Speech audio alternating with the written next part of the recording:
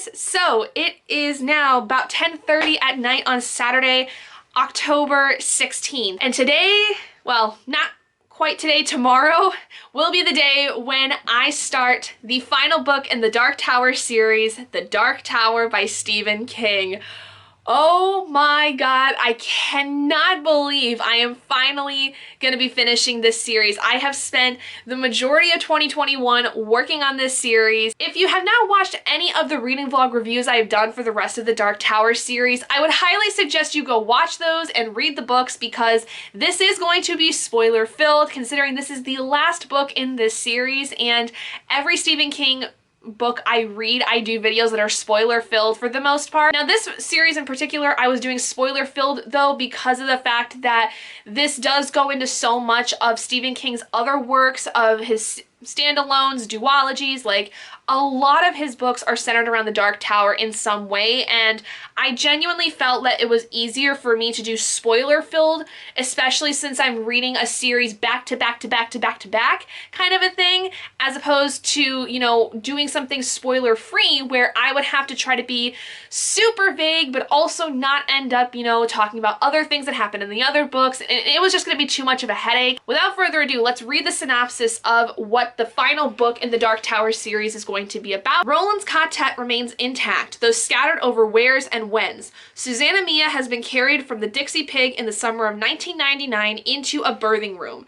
Jake, Oi, and Father Callahan have entered the restaurant on Lex and 61st with weapons drawn, and Roland and Eddie are with John Cullum in Maine in 1977, looking for the site on Turtleback Lane where walk-ins have often been seen. They want desperately to get back to the others, to Susanna especially, and yet they have come to realize that the world they need to escape is the only one that matters. Basically, we're picking up, I'm assuming, right off of where Song of Susanna had ended, which basically was a scene where Susanna and Mia were giving birth to this demon baby that was likely Mia's and Roland's and all kinds of stuff, and this baby also is gonna likely be the reason that Roland dies according to some prophecy that was made about this child.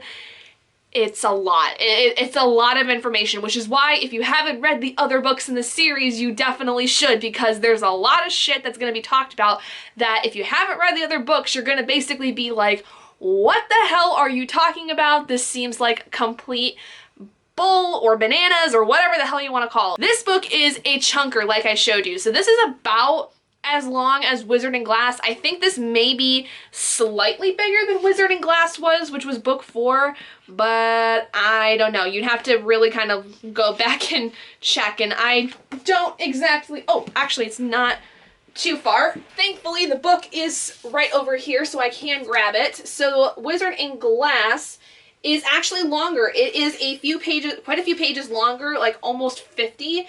It is 893 pages. So that is interesting. Wizard and Glass is the largest book in the series, with The Dark Tower not being too far behind at 846. I do have the audiobook on Scribd. It is a 28-hour audiobook, it looks like, and I really love the audiobooks, truthfully. They make it so much easier for me to follow along with the story, and especially like during days where I'm working and I need to like have something to listen to kind of like make time go by a little bit faster. The audiobooks are super, super great for that. It's honestly going to be, I think, really hard to leave this series. Like everybody talks about with like some series that are like especially longer, where you get to the end of it and it feels like you cannot move on for some time.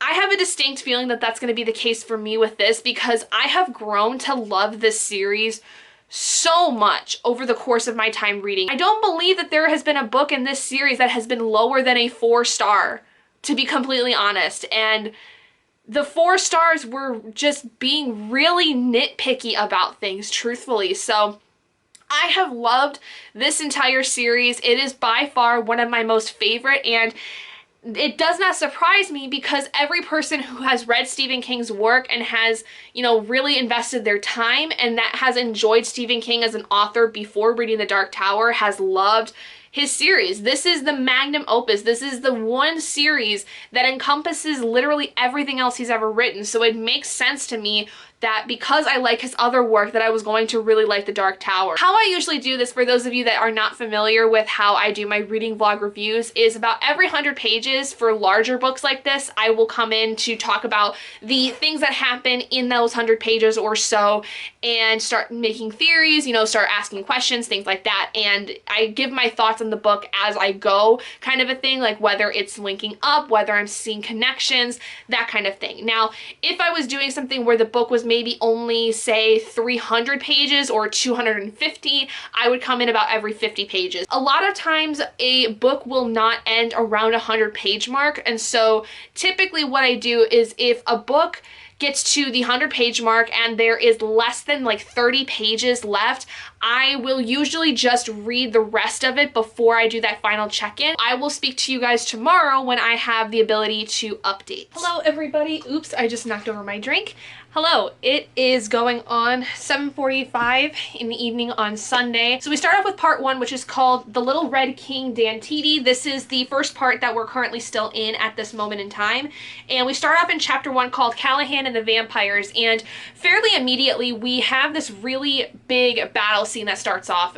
Callahan, who is the priest that we learn about that is from Salem's Lot, the book that was brought in during Wolves of the Kala, he and Jake Chambers, who has been one of our main characters for a long time, they, in the book Song of Susanna, had split off from Roland and Eddie with Oy to go and find Susanna Mia, and essentially at the end of Song of Susanna, they were arriving at the place where they believed she was being held to birth the baby, and essentially they go in and come across all these vampires that Callahan has known and has tried to kill off ever since leaving the Book of Salem's Lot.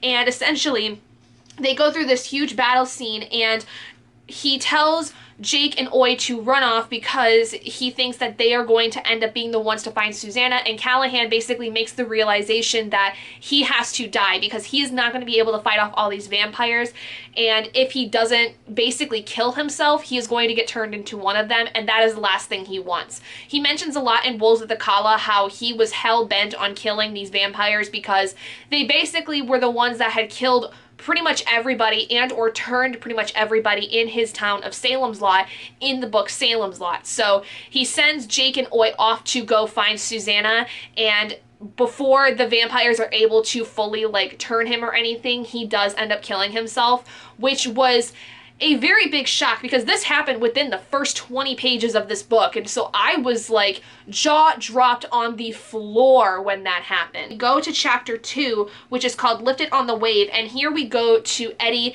and Roland, who are basically taking this man Callum's car and heading toward Lovell, Maine, where they're looking to basically try to start making their way to finding Susanna. And while they're on this journey, Eddie and Roland are both seeing the things that are happening to Callahan and Jake and Oy with the fighting of the vampires, and so Eddie and Roland try to basically get them to do what they can. You realize that in the moments of Jake and Callahan going through this fight, they're actually hearing Roland and Eddie throughout parts of it, and so they witness Callahan's ultimate demise and Jake and Oy running off. Then in chapter 3, Eddie makes a call. They are still in the process of traveling, but they realize that they actually might need Callum, who they had left kind of abandoned, and told him to go and hide because he was likely to be targeted because of their affiliation with, you know, Roland and Eddie, who had caused this big kerfuffle in town.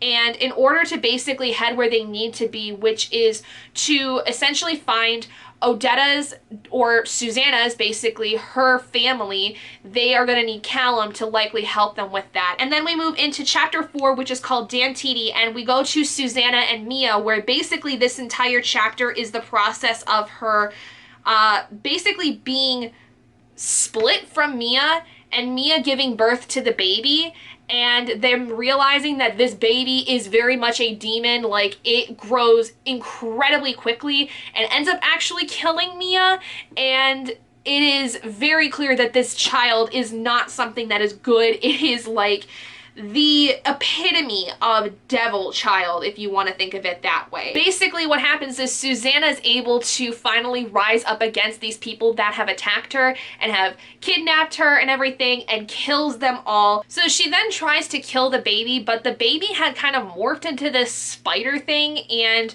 had essentially just run off, and so she enlists the help of a little robot named Nigel, who she accidentally blinded, and they basically get out of this place, and Susanna is pretty much on the prowl to find the baby that Mia basically had birthed. And then we get into chapter 5, which goes back to Jake and Oi, which is called In the Jungle, the Mighty Jungle. Basically end off the first 100 pages within this chapter. Like, I am in part 10 currently. I read a little more than I needed to, but we get to page basically 100 on part 8 of this chapter, and essentially what's happening from here is Oi and Jake are trying to continue following the path of where Susanna and Mia ended up. Oi picks up this trail, Jake basically gets in some more gunfire, all these things, and then he comes across what is called a mind trap, where essentially he gets stuck in this mind forest, mind jungle of sorts, because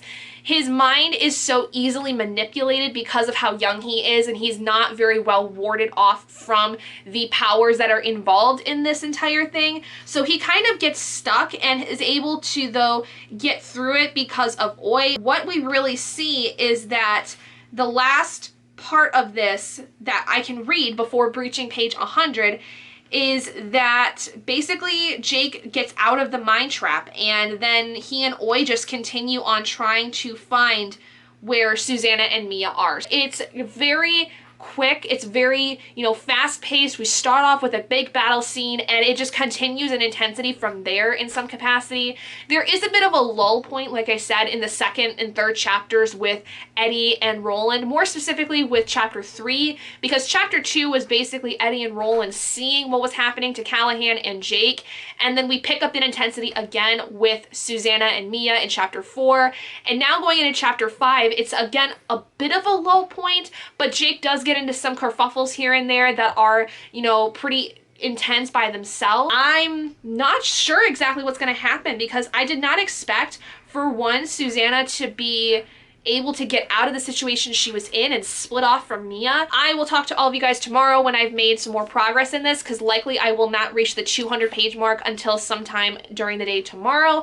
So I will see all of you guys then. Hello everybody, it is going on 11 o'clock in the morning on Monday. It has so far been a very slow morning, but I have reached page 200 of The Dark Tower. So where we left off was basically with Jake and Oi, and Jake was going through what is basically the mind trap of a jungle. Essentially, it's this area where what we learn in the next coming parts of this chapter we're in is that basically it plays on the imagination of people that go through it, and a lot of times it can then also play on fears and essentially bring up things that distract and confuse the people that go through it. And basically what ends up happening is that Jake is able to switch his mind with Oi to, I guess, somehow work around what this mind trap is able to do. It's not really clear like why this is possible, but it is. And essentially what happens is that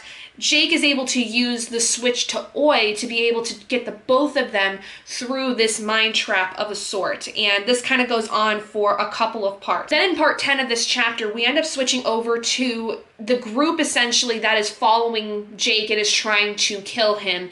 And they are talking a little bit more about what this mind trap is, which one of the characters basically describes the fact that this is something that plays on imagination, and they're all kind of terrified to go through it because they know what it's capable of, and it is capable of killing them as well as Jake. Basically heading toward Jake, and we go back to him in part 11 of the chapter where he finds this hub. It is basically another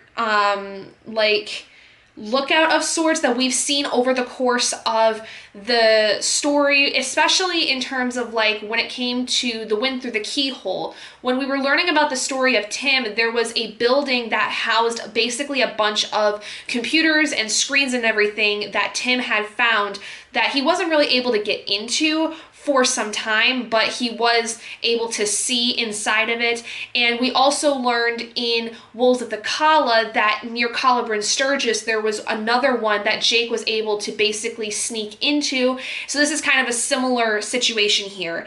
And he arrives there and can't get in. Jake figures out that Susanna is in there, and she's able to give him the password that she used earlier in the book to get inside this building. And so then he's essentially able to finally reunite with Susanna. Then we get into chapter 6, which is called On Turtleback Lane. The first part of this chapter is basically Eddie and Roland meeting up with John Callum and basically relaying to him their story of what exactly has happened and the fact that they need him to keep an eye on Stephen King for the most part. And then on top of that, they give him the document that basically is the bill of purchase of the tower, and John is able to understand that now Roland's quartet is essentially the owners of this tower, but he is keeping it safe for them. And I think that what's going to also end up happening is he's somehow going to be involved in contacting Susanna's godfather, who they are looking to use as a way to bring money into the situation so it's a little bit more legitimate. And then what happens is at the end of this chapter, Eddie and Roland understand that there's this calling from like Jake and Susanna, and that they have reunited, and that, you know, they have a way for them to possibly have Roland and Eddie come back to them. We get into chapter 7, which is called Reunion, and here essentially they get to them, and Roland and Eddie are able to basically save Susanna and Jake from the group that has been, you know, tracking down Jake, and then they basically are reunited.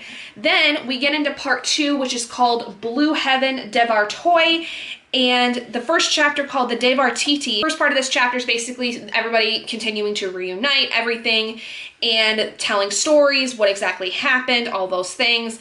And then Susanna introduces Nigel, who is the robot that basically she used as a way to get to this building. Eddie then asks, you know, what's the next step, which they already kind of know what it is, which is going to Thunderclap to deal with whatever is there, whether that is Walter O'Dim, the Crimson King, whoever might be there that is like our next bad guy to defeat. They're heading toward that area. And so they decide to basically head toward a place called Feddic, which is kind of on the way there, or like it's like the end point of like their journey, and Thunderclap is basically going to get them toward that area.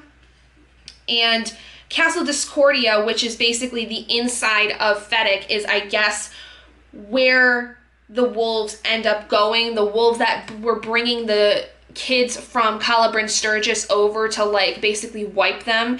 That is where they essentially hold them. Then we get into chapter 2, which is called The Watcher, and what we learn from this is that Nigel is kind of playing two different kinds of people here.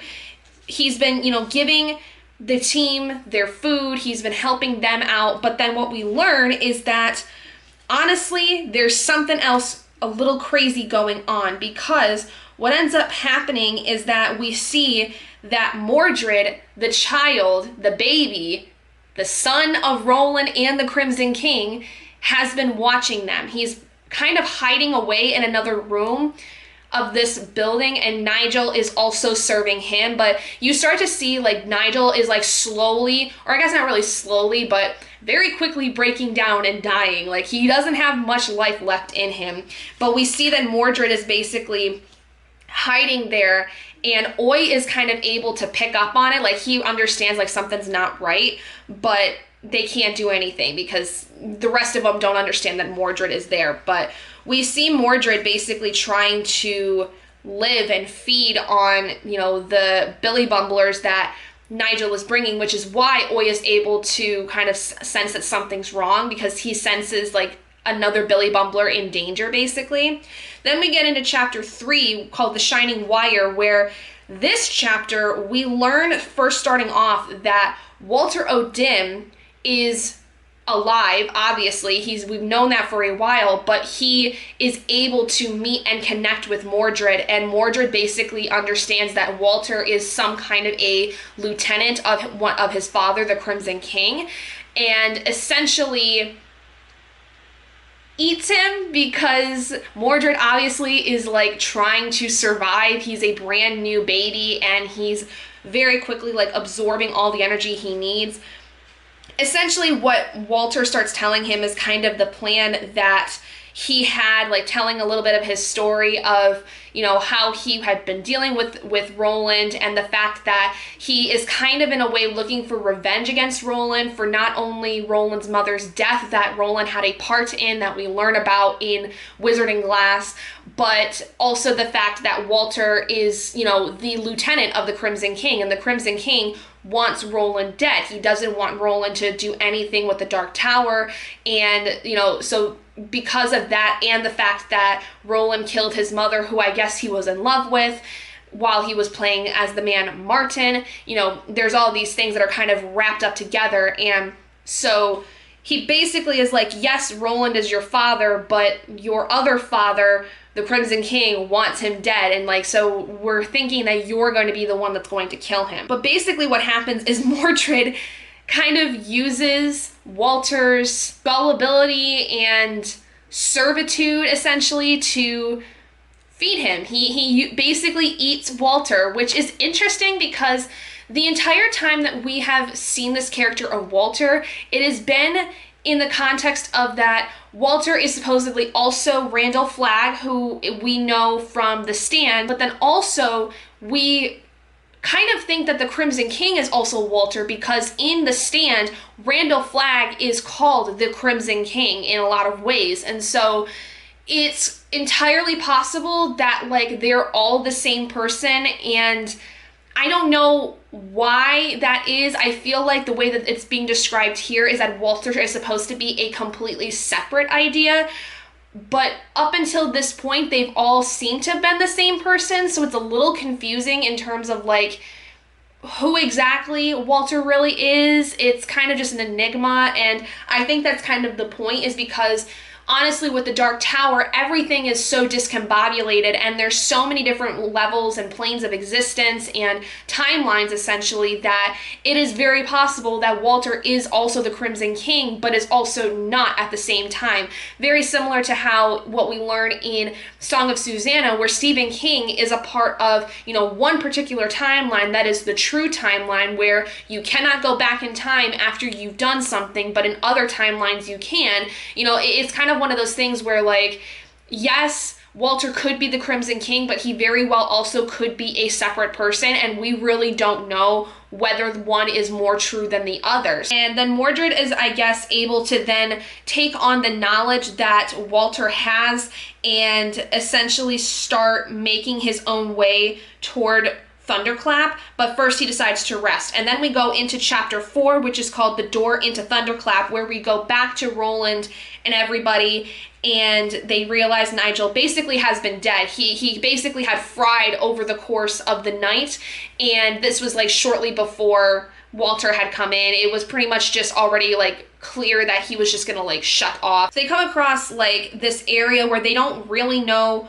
who owns it. They don't know who is here, but they kind of start to check it out, I guess, and they realize like basically somebody's living here. There's people that are living here, and what they realize is that it is a group of people who are actually like going to, you know, help the gunslingers as opposed to like be their enemies. And then we get into chapter 5 called Steek Teety, which we only get through the first part of this chapter before we reach page 200. The team at the very end of chapter 4 starts getting like violently sick, like throwing up like crazy, and the man says that like essentially it's just kind of a part of coming into this area and it will pass, but the poor team is basically just like vomiting everything up that they've eaten over the last like day, and it's not fun. And this man that basically seems to be some kind of head of the team, or, you know, is just the first person that they see in this area, he just tells them that he's going to basically take them over to where everybody else is. And Roland's like, all right, go on, we will follow you, you know, as best we can, since we're all basically getting super sick. I like this so far. I mean, in all honesty, it's a little slower for a lot of people, I would think, but this is honestly like a good speed for me. It doesn't feel super fast. It doesn't feel super slow either. It's just kind of basically getting us associated with, you know, now that we've got the team back together, they're starting to make their way, and we're also learning about Mordred over the course of this. So honestly, I feel like quite a bit happened in that last 100 pages that I think was more than what happened in the first 100 pages of the book. So far, not too bad. Now we are almost a quarter of the way through. We're not quite a quarter of the way through the book. I am enjoying the book, which is more than fine. Like, I think so far, nothing extremely extravagant has really, like, made me super, like, involved with this like Wizard and Glass was. But I really like it. Like, it's 4-star material at this point because I don't see anything that's like super wowing me as of yet to make it a 5-star, but it's so far going pretty well. Hey guys, so it is now 20 to 7 in the evening on Wednesday. It's been a couple of days since I updated because yesterday I was not feeling 100%. I was feeling really, really crappy after work and pretty much stayed in bed for about 4 hours after work and just scrolled through TikTok and then just managed to get myself out of bed to go out to eat with Robert. And tonight was gonna basically be date night, but we decided to stay in because I'm still not feeling 100%. I did a workout on Monday, and so my back is still a little tight from that, and it kind of hurts, so I didn't really have the energy to do a lot. And then on top of it, work was really busy today, more so than it ever really has been in the last handful of weeks, honestly.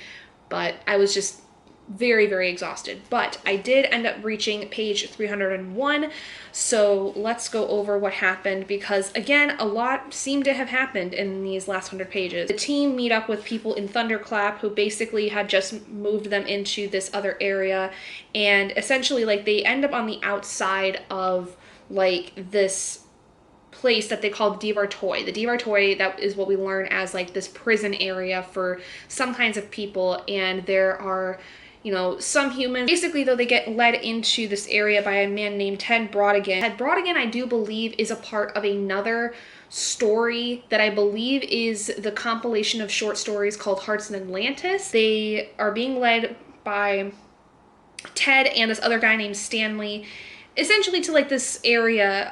It's called Thunderclap Station, where basically like it's on the outside of this camp that is the Divar Toy, and Stanley, Ted, and a couple other people basically hide out here that are supposed to be basically running down the beam, and essentially they learn about what the Divar Toy is, who runs it, all these things, and they also learn, you know, that these are the people who are destroying the beams. They are under the employ of the Crimson King, essentially, and they're destroying the beams themselves. And then what happens is, in the course of part 6, I think it is, of this chapter, yeah, part 6, we see a rather familiar face that we have not seen in quite a few books, and that is Sheeny. Sheeny, who, when Roland was much younger in Magus, when he was in the story of Wizard and Glass that we had learned about his past in, we learned of a character, Sheeny, who basically was a slower person who ended up actually being like a really big, you know, player in the events of what happened in Wizard and Glass. And this is the first time that Roland has seen him in quite some time, since essentially he had left Magus. Basically, they have a very nice kind of reunion of sorts. And then we get into chapter 6, which is called The Master of Blue Haven, where we learn about two characters who are basically like the henchmen that run the Divar Toy, which are Pimley Prentice, who is what's called the Algulciento Master. He's kind of like the warden of everything, and he is originally a human, but then like somehow morphed into this other kind of creature thing. And then his lieutenant basically is Finley Otago, who we've heard the name Finley Otago before, but now we know that this is an actual person, and it is somebody who essentially is running the Devar Toy with Pimli, and he is kind of the go-between when it comes to bringing the children in from Caliburn Sturgis into Thunderclap. He's kind of the guy that is supposed to be that kind of middleman of a sort. And basically we learn about Pimli and Finley and basically just kind of their relationship and how things kind of are within this world that there is. We learn a lot about Pimli and his past and how exactly he kind of came to be in this area. They start talking though about Ted, where Ted is kind of this interesting character, and you learn about him a little bit. If you were to have read Hearts in Atlantis, you would know that Ted is basically like somebody who was being chased by these people that are called the Low Men. They're referred to as the Low Men by Ted Brautigan, also by Father Callahan, when we had learned a lot about his past and how he was brought over into Midworld in Wolves of the Kala. Now, in Hearts in Atlantis, if I remember correctly, because it's been some time since I read that, essentially Ted, in the very first story of Hearts in Atlantis, befriends a young boy and then goes missing, supposedly taken by these low men in yellow coats is what they're called. And the young boy essentially, like, it's more his story where he like learns about Ted, becomes his friend, and then Ted goes missing and he tries to find out what happened and kind of starts to see some of the inklings of Midworld kind of going into his time, his universe, all those things. And then essentially what we learn with Finley and Pimli is that, which is really fun to say honestly, we learn that there are some things that are happening because the beams are being destroyed, which is basically what is holding up the Dark Tower. The beams' destruction is not good and is one of the reasons why Roland and his team are sent to protect the Dark Tower, is because the beams that are being destroyed that hold it up are going to basically cause the end of times, the end of creation, everything.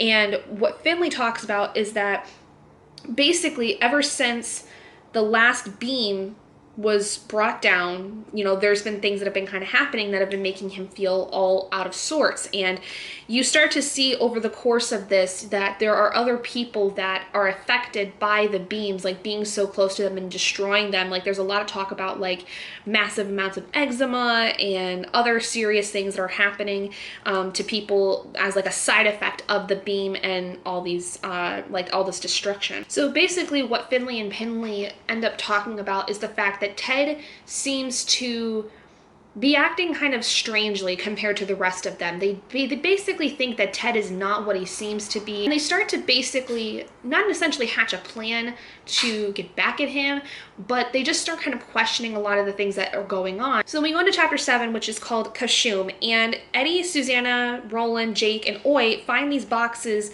that basically were in this shack, this safe point for them that has things like guns, ammo, food, water, you know, all these different things. And they decide to start drinking the water and, you know, eating a little bit because they haven't eaten for quite some time.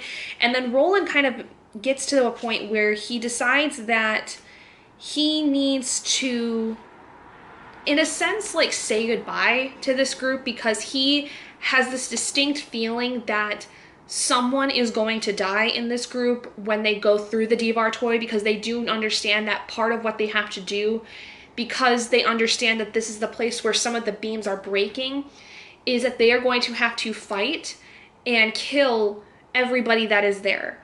But in the space of that, it is likely that one of them, or maybe several of them, of this team, are going to die. And so he basically talks a little bit about that with them, where Kashum, it kind of is like a death sentence. It's kind of like there's Katet, which is kind of like fate. Kashum is basically like a fate of death of a sort. Like it's the idea of like essentially like somebody is going to likely die. It's very possible, like it's almost inevitable that this is going to happen. And so Roland and the team kind of share this moment where they kind of just, you know, embrace and enjoy the company they have as kind of a last hurrah, a last kind of light-filled moment within the space of themselves before they go through the hellfire that is going to happen in the Devar Toy.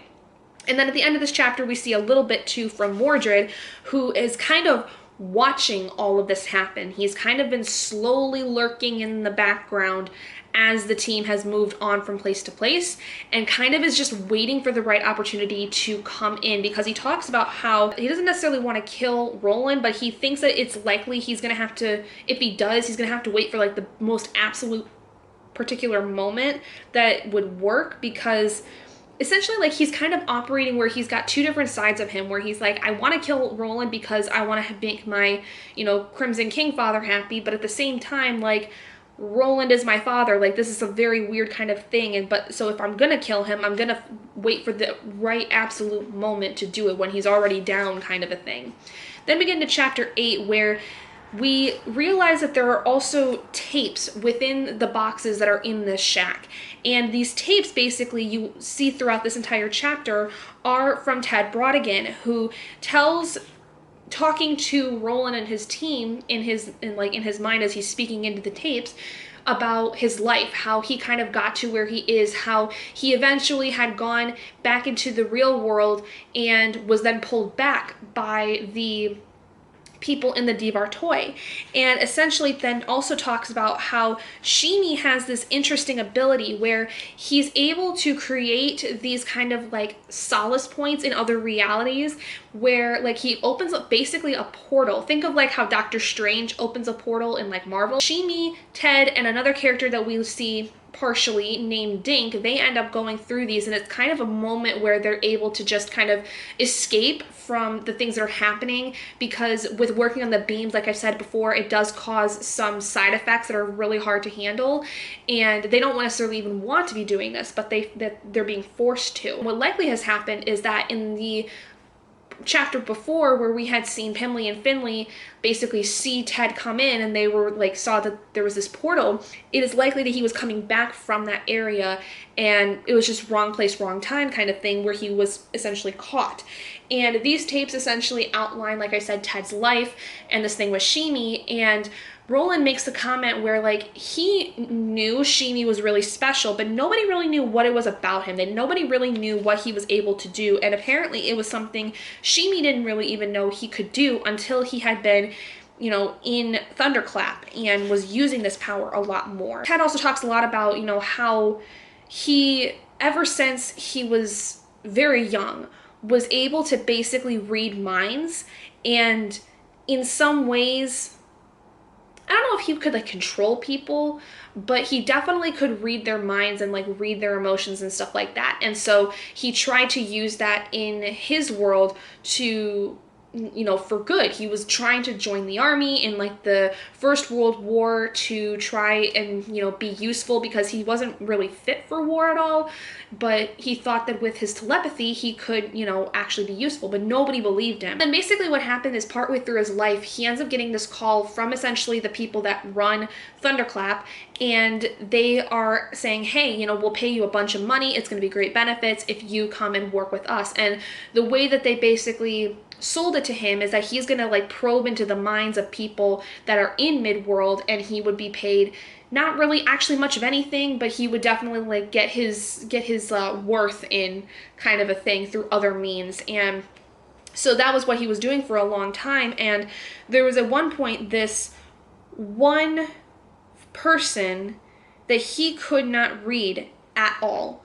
And the only time he could was when he had lifted his cap off of his head. In this moment that he learned about the tower, when he was able to read the mind of this person he could not read, he learned about the tower, he learned about, you know, the beams and what exactly he'd been doing this entire time, and he realized that basically what he could then also do is what he calls hyping people, where essentially people would come to him, and shortly after speaking with him or something, their production of work would increase loads, like 10, 100-fold sometimes, and it was this very bizarre thing. And so then what basically he realizes he had to get out of there. And that's when Sheemy had come to him and basically told him he could get him into a portal that would send him away. And this was basically how he had come to where he is in the story of Hearts in Atlantis. That is where he ended up being. And then, like I said, he did get caught eventually and brought back, and essentially was interrogated and I believe tortured over like who may have brought him there, but he didn't say anything about it. And then because of that, Shimi was grateful to Ted, and so then he creates the safe spot that he is able to go into. And one of the last things that is on the last part of the tape that they listened to, that Roland and his team listened to, is basically that he confirms there is one timeline, there is one thing that is basically the real world, which we've heard several times is likely the world that Stephen King is in, that he was writing the books in that are involved in this story. And Brautigan basically confirms that. He says that all I know for certain is that what Trampas told me next gave me a terrible deep chill. He said that of all the other side worlds, there's one that's unique, called the real world.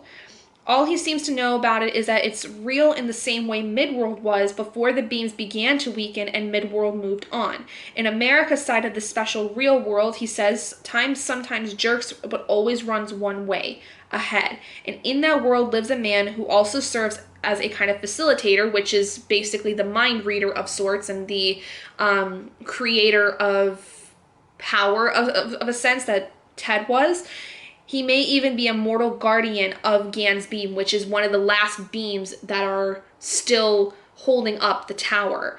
And that's kind of where we end off on page 300. A lot of really good stuff. It's a lot of very dense material. I think that, in all honesty, this is the densest kind of book that there is in the series, and that's saying a lot considering that this is not the longest book, because Wizard and Glass was not so much dense as it was just very intense with all of these scenes going, between Susan Delgado and Roland as a young man and all these things. But this one is more dense because there's so much world building in terms of like with Thunderclap and how everything works, and there's just a lot of information that you have to kind of take in terms of how everything works in the space of Midworld and the timelines. And I'm gonna keep saying it, but it's wibbly wobbly timey-wimey stuff that's very hard to digest, and it's something that I think is why people like it so much, though, because it's got a kind of rereadability that makes you want to reread it, in the sense that like you want to try to understand the information as best as you can, and the only way to do that is to kind of like go back and reread some things in order to like get a better handle on stuff, or search up millions of videos of people talking about the Dark Tower and learning from them. That also works too, but in the time that this was created, it wasn't a thing yet to look up videos of people talking about it. But that's neither here nor there. I think I'm getting to the point where I'm like about a third of the way through, though, which is awesome. I'm still kind of like not really sure whether this is going to be a 5-star for sure. It definitely is still a 4-star for me because I'm just enjoying it, but nothing is like standing out to me like super well. So I guess it's just gonna be a matter of, does this entire thing kind of just wrap up effectively, considering that this is the last story? I think that's gonna be the way that this ends up being a 5 stars, if this wraps up like almost perfectly. Hey guys, so it is quite a few days later and I'm having to film on my phone because I realized when I went to film on my camera that my battery was dead, and then the only other battery I had was also dead. So we're having to go off the phone for right now. But today is Sunday, October 23rd, 24th. It's the 24th. And I know that because next Sunday is my 1-year wedding anniversary, which is awesome. So I have reached page 400, and I'm gonna say the last like 20 pages that I read was like the most emotionally jarring thing I have read, and I'm so sad, and I'll get to that in a second. But so where we left off last was Roland, Eddie, Susanna, Jake, and Oy were listening to the tapes that Ted Brautigan had left for them to listen to. Now, I think I didn't really necessarily explain this super well, but Ted Brautigan is still a character that is alive. It's just that he, Dinky, and Shimi basically had to go get somebody to bring to Roland that was going to basically, what we find out later, be kind of a decoy of sorts, and was going to be involved in their plan of taking over the Algol Ciento. Now, what we basically learned, though, is at the end of the very last part of this, there is a topic that Ted brings up where he starts talking about there is a particular person in the Keystone world, which is kind of the real timeline of sorts. And this person is able to basically like dictate how things are going to go, and his way of writing things is going to then affect what happens in this timeline and other universes and timelines in particular. So starting off on page 301, Eddie and Roland basically both realize that this is talking about Stephen King, who the both of them had met in Song of Susanna. Then further on in this chapter, basically we learn that there is the beam that's basically being destroyed, and this particular beam is like the last one of all the 12 beams, and if it's destroyed, essentially the entirety of the universe will be destroyed in the process. And unfortunately, the tape runs out before Ted is able to like finish off a story, essentially, and it goes into this idea of how there is the numbers 19 and 99. 19 has been a number that they call basically the number of Ka, or the number of fate, basically, that has been talked about for eons in this book, essentially. It's been like a very, very important number since The Wastelands, which was book 3. It's just every time it comes up, it has something to do with the way things are or the way things have come to be. And there is another number that comes up quite often, which is the number 99. So what they end up figuring out is that it is likely that 1999, as in the year 1999, is like the turning point of a lot of things, which would make sense because what we learn through Susanna is that essentially King dies in 1999. Also learn at the very tail end of Song of Susanna, in like the epilogue chapter essentially of that book, we learn that King is supposedly dies in 1999 due to a car accident. So we go into the Dark Tower basically knowing that, but Susanna then also learns that over the course of this story before she is saved by Jake and then Roland and Eddie. So they basically, though, understand that this year is incredibly important, and they realize that part of what they have to do is not only basically stop the beams from breaking, but they do have to go and basically save Stephen King, because his death could very well have adverse effects on the rest of this world, essentially. So they basically decide that that is what one of the other things they have to do.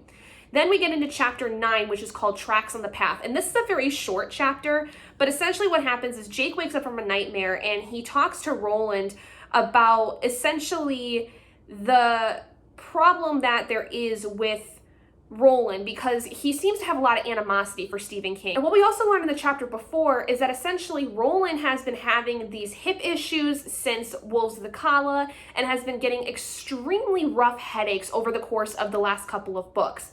And what they decide and what they understand is that this is essentially Roland's way of having a connection to King, because he realizes that the car accident pretty much hurts one particular side of King's body, because what you learn is that he has a hip that I believe was shattered, and he has some head trauma, things of that nature, and Roland's pain is basically a mirror of that pain that he has. And Jake and Roland in this 9th chapter basically talk about how, you know, Roland is really mad at Stephen King because he's calls him basically what a lot of tale tellers are, where they are lazy. They don't necessarily do something that because it's important. They do it because they feel like they have to, and if there's no like real urgency behind it.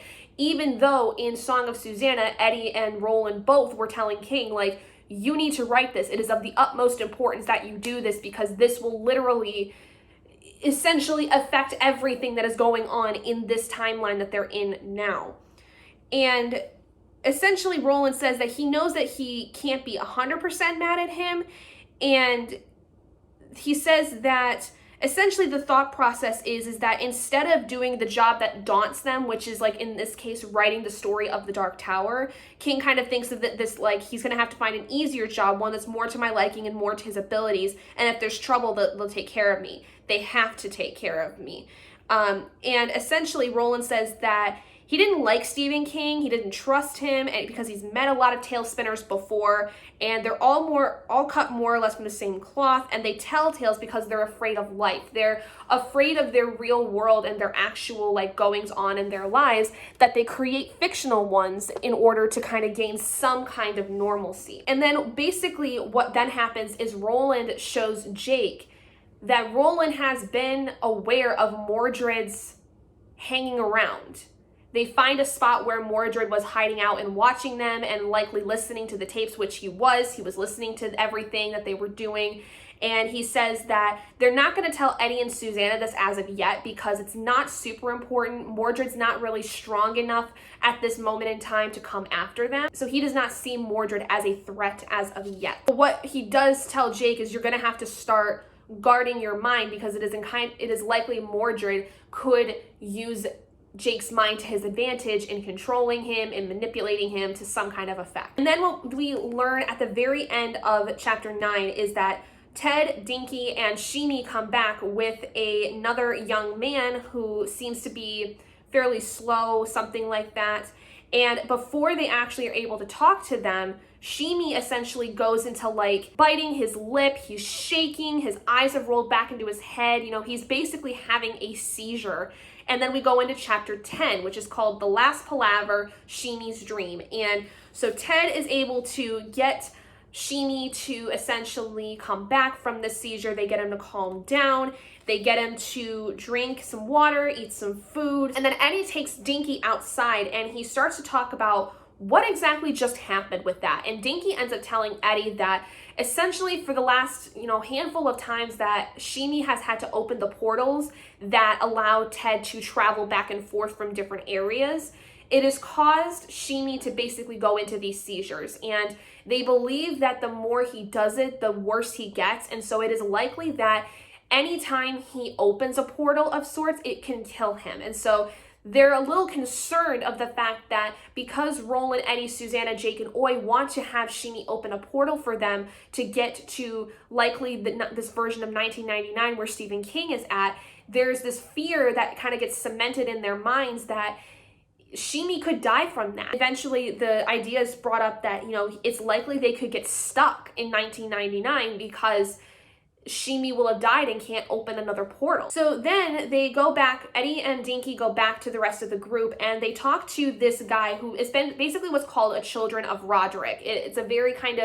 of particular creature of sorts. He looks like a human, but he kind of is like, I don't know what you would exactly call him. He just basically will feast on the trash and the excremented bodily fluids of people. It's a very disgusting kind of creature in a sense, but they essentially learn that his name is Halis of Chavin, and what they basically have him do is that they are going to give him something to take into Algol Siento, which is going to basically kickstart the big battle that happens here in Algol Siento. So then before they actually get started with the process of going into Algol Siento and preparing for war, Roland has Jake and Sheemy sit down, which Jake has this kind of weird thing with Sheemy. It's not that he hates him, but Sheemy is like a version of Jake that was from a long time ago. Like Sheemy is also another kind of son almost to Roland, even though when Roland first met Sheemy, he was much, much older than him, and they just spent a lot of time together. And so Jake kind of has this weird, almost jealousy kind of thing, but he's like, that's really ridiculous because Sheemy's like, there's a whole other backstory involved with that, but he still feels kind of weird about it. But Roland does tell Sheemy, the plan of what exactly is to happen. And then Sheemy talks about this dream that he has where this young boy who looked like Jake had come to him, but he was all cut up and he was very, roughed up essentially. And what it turns out is Sheemy describes it as if like this kid was the personification of the last beam that is attached to the Dark Tower. And it was essentially warning him that it is very likely this beam is going to die and they have to be quick. They have to save him because the entirety of the universe will basically implode if they don't. And apparently everybody else was having the same dream, but they didn't quite remember it until Shimi was talking about it. And so it is incredibly important to the team that they decide to go ahead and save it before they end up going to 1999, because they weren't sure whether they were going to go save King first or if they were going to destroy Algul Siento first. And this kind of seals the deal with that. And they decide too that they're going to get Shimi and this child of Roderick, they're going to try to protect them the best they can in the course of this, because they don't deserve to die in the crossfire of everything that's going to happen. And they basically set up the plan to attack Algul Siento, which goes into chapter 11, called The Attack on Algul Siento. And this entire chapter is basically just the entire battle. I don't want to go through the whole thing because it's a lot of stuff and it gets very kind of jumping around everywhere. Like literally at one point, Stephen King writes in here, like, I can't tell you everything that happens because it's a jumbled up fucking mess, but here's like some of the highlights kind of thing that happened. But one thing that does happen is that they do end up taking out a lot of the Taheen, the Cantoi, who are basically like the followers of the Crimson King, and then the Humes, who are basically the humans that were brought over. They end up killing a lot of them, and then Pimli and Finley get caught in that crossfire. The thing, though, that killed me on the inside is what happens at the very end of this chapter, where after the events of the battle in part 18, the gunslinger, the quartet, they come together and they embrace. They're like, hey, we did it. We did a great job. But the quartet breaks in the next part of this chapter, because in part 19, Finley is still alive and Pimli is too. And they're just barely hanging on. Eddie goes over to Finley and essentially says, you got any last words? Thinking that he's on his way out, that Pimli's dead. And he is able to kill Finley, but Pimli is able to shoot Eddie in the eye, blinding him. And then the next chapter, which is chapter 12, the tech breaks. Everybody's basically preparing for Eddie's death, because his death is now incredibly inevitable. And it breaks my heart because Eddie, we have seen since book 2, the drawing of the three. So we have spent so much of this series learning about him, seeing him grow so much and changing, and the relationship he has with Susanna over the course of the story blossoms, and he becomes this incredibly strong character when he goes from this heroin junkie that doesn't seem to really have much going for him. He grows into this incredibly strong gunslinger that literally, when I got to this point in the book, I was like, no! I felt my heart break so much more this time than when we saw in the beginning of the book Father Callahan die. I was still shocked when Father Callahan died, but I about burst into tears when I realized that Eddie was going to die, and I'm not okay with it still. I'm still not okay with it. We knew something was going to happen to this, but I was holding on to a hope and a prayer that this wasn't going to happen, and it does. And unfortunately, there's nothing they can do. There's literally nothing that they can do to save him, and it just fucking sucks. It really does. It's the worst thing I think I could have ever imagined to happen, because I always thought that if somebody was going to die, Susanna was going to be the one to die, based on the fact that in Wolves the Kala and the whole book of Song of Susanna, it was kind of thought that she might die because of the fact that Mia was taking over and she was having to have this baby that was Mordred, and I just didn't expect it to be Eddie. I thought if it was going to be anybody, it was going to be either Susanna or Jake, because we saw Jake die in book 1 and then come back in book 3, and then Susanna was thought to die for so long, and now it's fucking Eddie, and I'm heartbroken. So basically, though, what ends up happening is, for the last few pages of this, Roland and Jake end up going away for a little bit to basically do some reconnaissance, check out to see who else is still around that they need to take care of, because there's still a lot of like baddies out there. The 2 head honchos are basically dead, but they do still have to deal with the other henchmen involved. And Shimi decides to go watch over Susanna, Eddie, Ted, and Dinky, who are all surrounding Eddie and trying to like ease his pain. And Roland and Jake basically send off the last of the Taheen that are basically just hanging around. They don't know where they're going, but they're going to end up just basically heading out. And then after that, they head back to pay their respects to Eddie and sit with him and help take care of him. And Jake ends up being shooed away because it's very hard for him to see Eddie this way. And so Roland ends up telling him, hey, go outside for a while.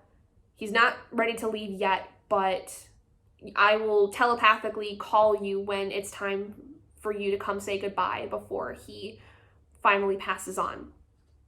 And then Jake ends up going outside to have a smoke with Dinky, which is a weird thing for Jake because he talks about a couple times in this book specifically how he never wanted to pick up the habit of smoking like his father had, but earlier when he went and talked to Roland before the attack on Algul Siento, he was going to have a smoke with Roland, but decided not to. And now, after all of this blood and mayhem, and now losing basically what he considers to be an older brother to him, he decides to have a smoke. Like, I totally get it. He's still only like 13 or 14 years old, but I think it's pretty understandable. This kid has grown a lot in the last several books, and so I think he only deserves to have something to kind of like take his mind off of things at the best he can. And he ends up talking to Dinky for a little while and just kind of trying to make some kind of small talk, but it's just kind of small talk for the sake of it. What Jake does do though is he does basically start thinking about what exactly Eddie says at one point, which essentially is like a line talking about these rooms of ruin. And essentially what he starts thinking about is how Jake had followed Mia in a room like that when he was dreaming. He basically had dreamed up Mia and was following her. And now Callahan's dead, Mia's dead, Eddie's going away. And he's just kind of thinking about how all of this death is just surrounding him and how devastating it is for him. And he knows that he himself has died and basically come back because he died in the first book, The Dark Tower, and then in The Wastelands, part of the book was bringing him back and realizing that essentially there were two different Jakes happening. And in order to kind of keep that gap from spreading essentially in those two timelines, Jake was brought over by Roland, Eddie, and Susanna into Midworld. And essentially he just kind of is grieving at this point, and he doesn't really know what to think about all of this. And then Dinky asks about Mordred, and Jake's like, you really don't want to know, like, it's not something, that I even want to go into, and it's not something you need to worry about right now. And then basically he does then finally get a call from Roland, who says that Eddie is withering away. It's time to say goodbye to him. Again, I am just heartbroken about this whole thing. I have always adored Eddie throughout this series. I mean, he was always the kind of comic relief when it came to this series. I feel like he was kind of always that guy where, he's gonna always make light of every situation because he doesn't quite understand, and he always copes with humor. He's done that ever since he was a kid because it was how he could literally get through his days where his older brother was like basically abusing him.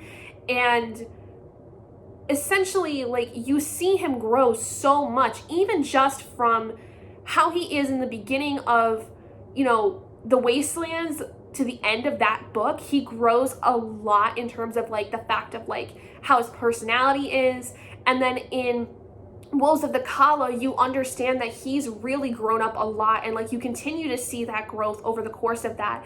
And then in Song of Susanna, you see him basically go from this guy who we all thought, basically was just this kind of brain dead kind of guy, not really much of a thought in his head, doesn't really know how things work and doesn't really care to know, to like coming up with theories and these ideas that Roland's like, yeah, like I didn't think you were going to pick up on that, but holy hell, you've changed a lot since I saw you and brought you over from New York. So to see him go out in this way and not at the end of this book, but like the middle of the book. I'm dying on the inside. I think I would handle this better if Eddie was dying at like the end of the book, because I feel like that's a really good place to like have some characters die, is at the very end, because a lot of times it's like that final push in the last battle to like win it. But the fact that he dies halfway through this book is like destroying my soul, and so I'm terrified and I am scared to see what the hell else is gonna happen in the last half of this book. And I'm just gonna, I think, hate this by the end of it, in the sense that like my favorite characters are all gonna die, everybody's gonna die. We kind of already knew that, but it still fucking sucks, and I'm just, why does Stephen King have to make me love these characters? I don't know why. Well, I know why. It's because he's a good writer. I just really hope nobody else dies right yet. Like, can we just like hold off on other deaths until like the end of the book, where that makes the most sense? Can we do that? I don't know. We'll have to see. But I'm really enjoying this so far. I think the thing with this though is similar to how I felt about Wolves of the Kala. It's a little slow in some parts, and so it's kind of easier for me to get distracted from reading it.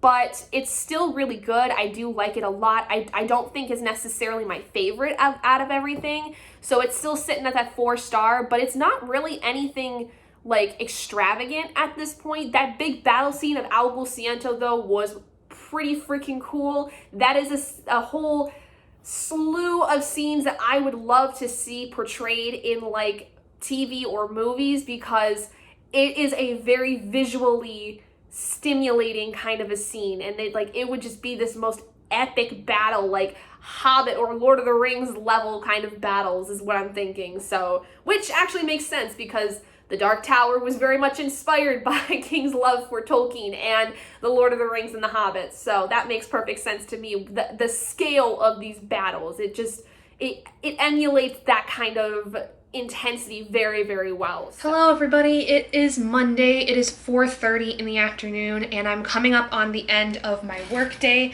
I am now having to work from 8 to 5 over the course of the day, and I take an hour lunch to basically make it so my work is still 8 hours, and basically about halfway through my day I take an hour lunch break just to kind of break up the day. Today's the first day that I've done that, so it's been a very long day. I'm very tired. I had a lot of work to do today, and it basically has been nonstop, but I am currently on a break right now because I still do this thing where every hour I take about 20 minutes to just relax, do something to kind of just break up the day and honestly keep me from going completely insane. So I have now reached page 502 of The Dark Tower.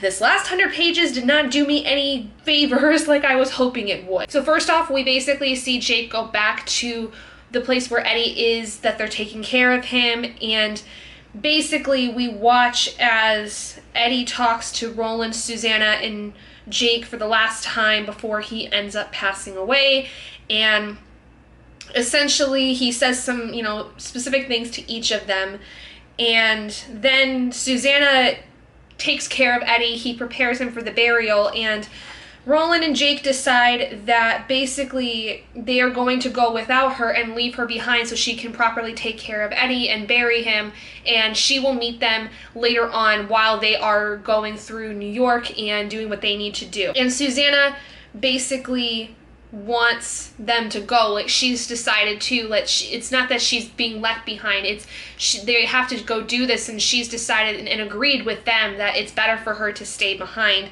because they don't want her to have to deal with all of this. And so Oya goes with Jake and Roland, and essentially what they decide to do first is they have to go and save Stephen King. That's the first thing that they have to do, because his death will change everything, and if they don't get there in time, he is likely to die, and the tower will essentially fall because of that in some way. Sheenie opens the portal for them. They end up going through, and essentially Jake, Roland, and Oy end up in the area that they're supposed to be in Lovell. And then we go into part 3, which is called In This Haze of Green and Gold, Veskagan, which chapter 1 starting off, Mrs. Tassenbaum drives south, where Jake and Roland end up going to the same general store that Eddie and Roland had seen when they were there in the book Song of Susanna. When they went to go meet Stephen King, they ended up at this store, but now it's 1999, so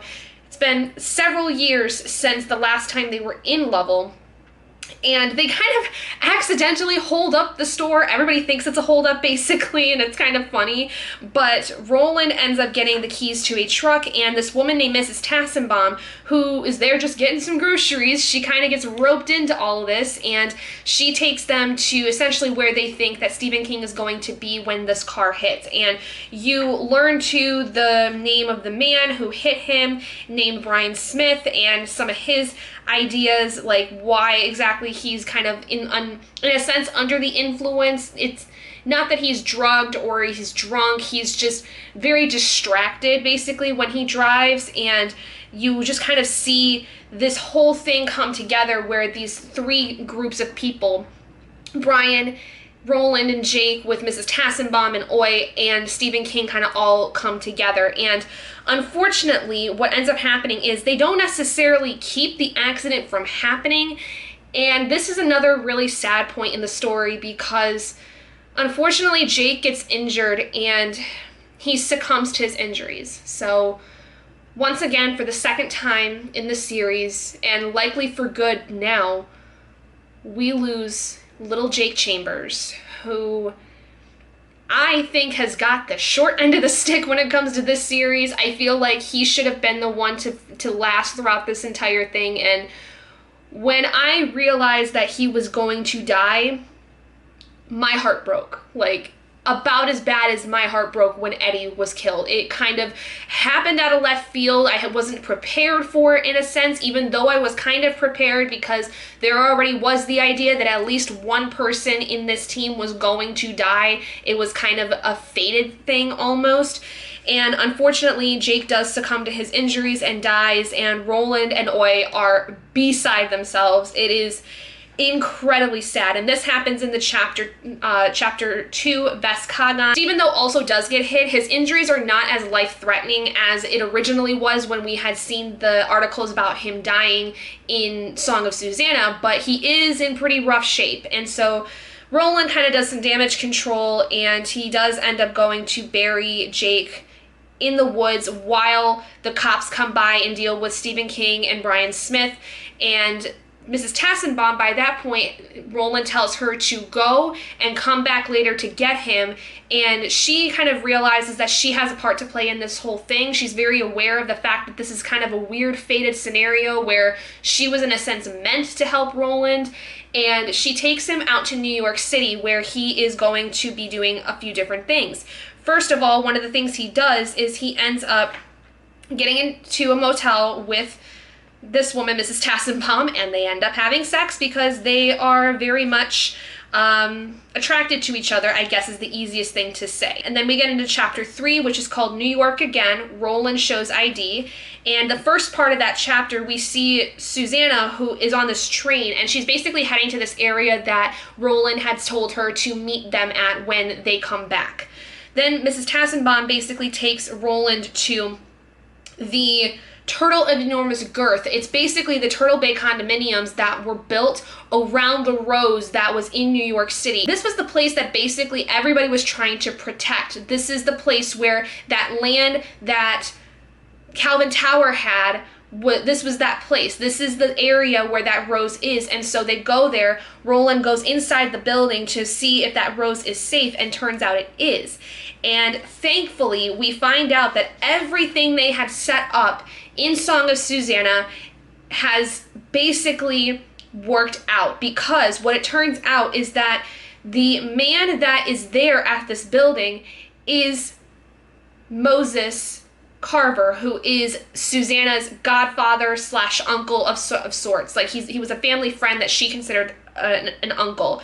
And there are also his granddaughter and Aaron Deepknow's great niece. They are there in that place, and it turns out that Aaron Deepknow had met up with Moses, and then they had also worked with John Cullum to basically protect this rose. 3 men that they had influenced in a sense and had essentially told them in some capacity, whether it was by proxy or directly to them, you know, they needed to protect this space. Aaron Deepno obviously was very well established with Calvin Tower. He understood the importance of this. John Cullum, we met right before Roland and Eddie met Stephen King and was aware of what his thing was. And I don't know exactly how they were able to do this, but somehow they were able to get Moses to be involved, because they couldn't exactly go back in time to meet him when they needed to like get him set up to give the property, basically the papers of some kind. Like basically I think Calvin Tower was supposed to somehow get involved with Moses, and then Moses then therefore would kind of overtake the tower. I'm not quite certain how that whole thing worked, but they had initially thought about how Moses was going to basically be the financial aspect in the Tech Corporation, which was going to take over the plot of land that the Rose was on. And pretty much all we learned from that is that they just kind of meet, and Roland has to just quickly prove that, you know, he is who he says he is, and he shows them his guns, which has the mark of Arthur of the Eld, who is like his lineage starter of sorts, like the namesake of some kind. Again, Jake's death really got to me. Like, it got to me about as bad as losing Eddie. And I am genuinely scared, because I did not think that less than 100 pages after we lose Eddie, we would also lose Jake. I don't want anybody else to die. I don't know what I'm gonna do if Susanna dies, or if Oya dies, of all of the people involved in this. Like, my heart is breaking apart, and I'm not okay. I am so very not okay. I don't really know what else there is, because other than the idea of Roland going into the tower, I don't know what else this story could have possibly to tell. I really hope it doesn't end up becoming where it's something that seems very repetitive, or it slows down so much to the point where it's like trudging along, because if there's 340 some pages left of this, I have a distinct feeling that it could very likely go that way, and I would really hope it not do that. But I guess that's kind of the thing, is like with the ending book to a series like this, there's so much to tell, and there's so many questions that are still kind of left unanswered. Like, we still have to see if Roland does end up meeting with the Crimson King, and I'm sure that if that happens, then there's going to be a huge boss fight of sorts with that. So I don't know. I'm really curious to see what else gets brought up within this, because to be completely honest, when I went into this series, I had no idea what to expect in terms of plot, in terms of like things that would be coming up. So this whole journey has been a huge surprise for me in terms of things that get popped up, and the whole idea of the timelines being wibbly wobbly, timey-wimey was kind of something I knew about, but not to the extent of what I learned in this series. So I'm very curious to see how this whole thing ends up, because I think that it's gonna just end up messing with my head, which I'm okay with, because it's a series I will tend to do that. But I don't know. I guess we'll have to see. Hey everybody, it is now about almost 10:15 in the morning on Thursday, October 28th. I have had the busiest work week. I don't know if you guys have heard me say it already in this vlog at all, but this week has been hell on earth, and so I've been super duper slumpy, which is why it ends up being like a couple days between updates, because I don't have the energy to read, because I'm now having to work 8 to 5 and then have an hour lunch, and I'm just all kinds of frazzled all the time and tired, and so I don't usually end up reading a lot. But I did actually end up getting to page 600 here, so let's go over what exactly happened. We're nearing the end of this. We have about 240 some pages, 243 pages, I think. Now, in terms of like the last 100 pages, because we've dealt with a lot of the stuff that we have already, it's a little slower, meaning that like, not that not a lot of stuff happens, but the intensity is lowered, because we've already dealt with quite a few things that are incredibly intense, with Eddie's passing and with Jake's passing as well. So we start off on page 502, where Roland is in the process of meeting the quartet that basically continues on after the normal quartet. Basically, they talk about how they've been running this, how they've been protecting this rose. The world kind of has changed in how essentially in the Keystone world, there is this part of the world in like New Mexico that kind of is the equivalent of the beam. Like there's a part of that state where there's like this beam aspect. And they talk about too how Stephen King at this point has written nearly 40 books where essentially that is the truth. Like over the course of the 70s, 80s, and 90s, he's written so many books at this point that in some way have ties to the Dark Tower. And they actually give him a copy of a book that's called Insomnia, which if you've been on my channel for any amount of time, like within the last like couple of years, you'll know that I had tried to read Insomnia a few summers ago and I could not get into it. I was very confused, and truthfully it's because Insomnia is littered with references to the Dark Tower, and so I could not wrap my head around any of it because I didn't know anything about the Dark Tower at that point. And so one of the things I had said when I think I said it when I had read it was that, and did the review for it, was that when I read the Dark Tower, I will eventually read Insomnia and hopefully be able to enjoy it more, because there were so many ties to it that I was just kind of left up a creek without a paddle kind of thing, struggling. So they talk about how essentially Stephen, like over the course of time, has written so many of these books that all have ties to the Dark Tower, and how he's never really like been ignorant to his calling that Stephen had basically been imbued with by Roland in the Song of Susanna. It just kind of happened where instead of writing specifically about Roland's journey, it was Roland's journey, and then over the course of time, more and more stories would pop up from different areas and different timelines and things of that nature, and how the Low Men in Yellow Coats played into that in like Insomnia and in Hearts in Atlantis and various other stories, and how like Father Callahan, when, you know, he was in Salem's Lot, how he played a role in some of the things that happened during the journey, you know, that kind of thing. They also tell him to watch out for a man named Patrick Danville. Basically is a character that they think is important because they talk about how there's a group of people who've been studying King's work over the course of time and finding similar themes and things that are involving the Dark Tower to try to understand if there is any kind of warning that King gives about what the Crimson King might be up to, things of that nature. Like there is a whole group of people that religiously study his text for all these things. They come across a man, or a boy really, named Patrick Danville, and it's in the story of Insomnia, actually, I believe. And essentially this character they think may have some kind of power. So basically in the story of Insomnia, there's a character called Ed Deepno who they think has something to do with what King was kind of picking up on in terms of people that are involved, because he kind of had this almost like psychic ability in a sense where he knew more than he probably should have, and it's because his ka was that he was supposed to be subconsciously aware of everything. And Ed Deepno is charged in the story of Insomnia, according to them, to kill a boy named Patrick Danville. But before the attack, the boy will draw a picture, and it shows Roland and the Crimson King imprisoned at the top of the Dark Tower. And so they think that Patrick is likely somebody that Roland will come across while he's in Thunderclap, or at some point in his journey when he's back in Midworld. And so they tell him that it's also likely this kid may no longer be a kid, he may be a full-grown adult, and so he has to be very aware of who he comes across.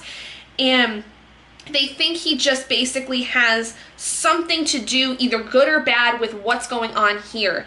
And then they give him this book that basically is the Book of Insomnia, and they also give him a timepiece, or like, it's basically like a little like pocket watch basically that's inscribed to them from Moses, Marion, and Nancy, and it's just basically like a little thing. And they do say though that when he gets closer to the Dark Tower, like he'll know that he's close to it, because this clock will either stop completely or it will likely start going backwards, which is, you know, not good. Usually you know that a clock is broken because it's either stopped completely or it starts running backwards when the batteries are running low in like our time. They tell him all of this, he ends up leaving and then going back to find Mrs. Tassenbaum, and Oi does give her the Book of Insomnia because he doesn't think he's gonna read it at all, and so he's just like, here, you take this, I want you to read it. He ends up basically heading out with Oi back to essentially where Jake had gone through at the very beginning of this book. So in the beginning of this book, like I had talked about, Jake had basically gone through this mind trap, and it was a way for him to go after Susanna because Susanna had head off that way when she was escaping from the whole group of people that had basically captured her.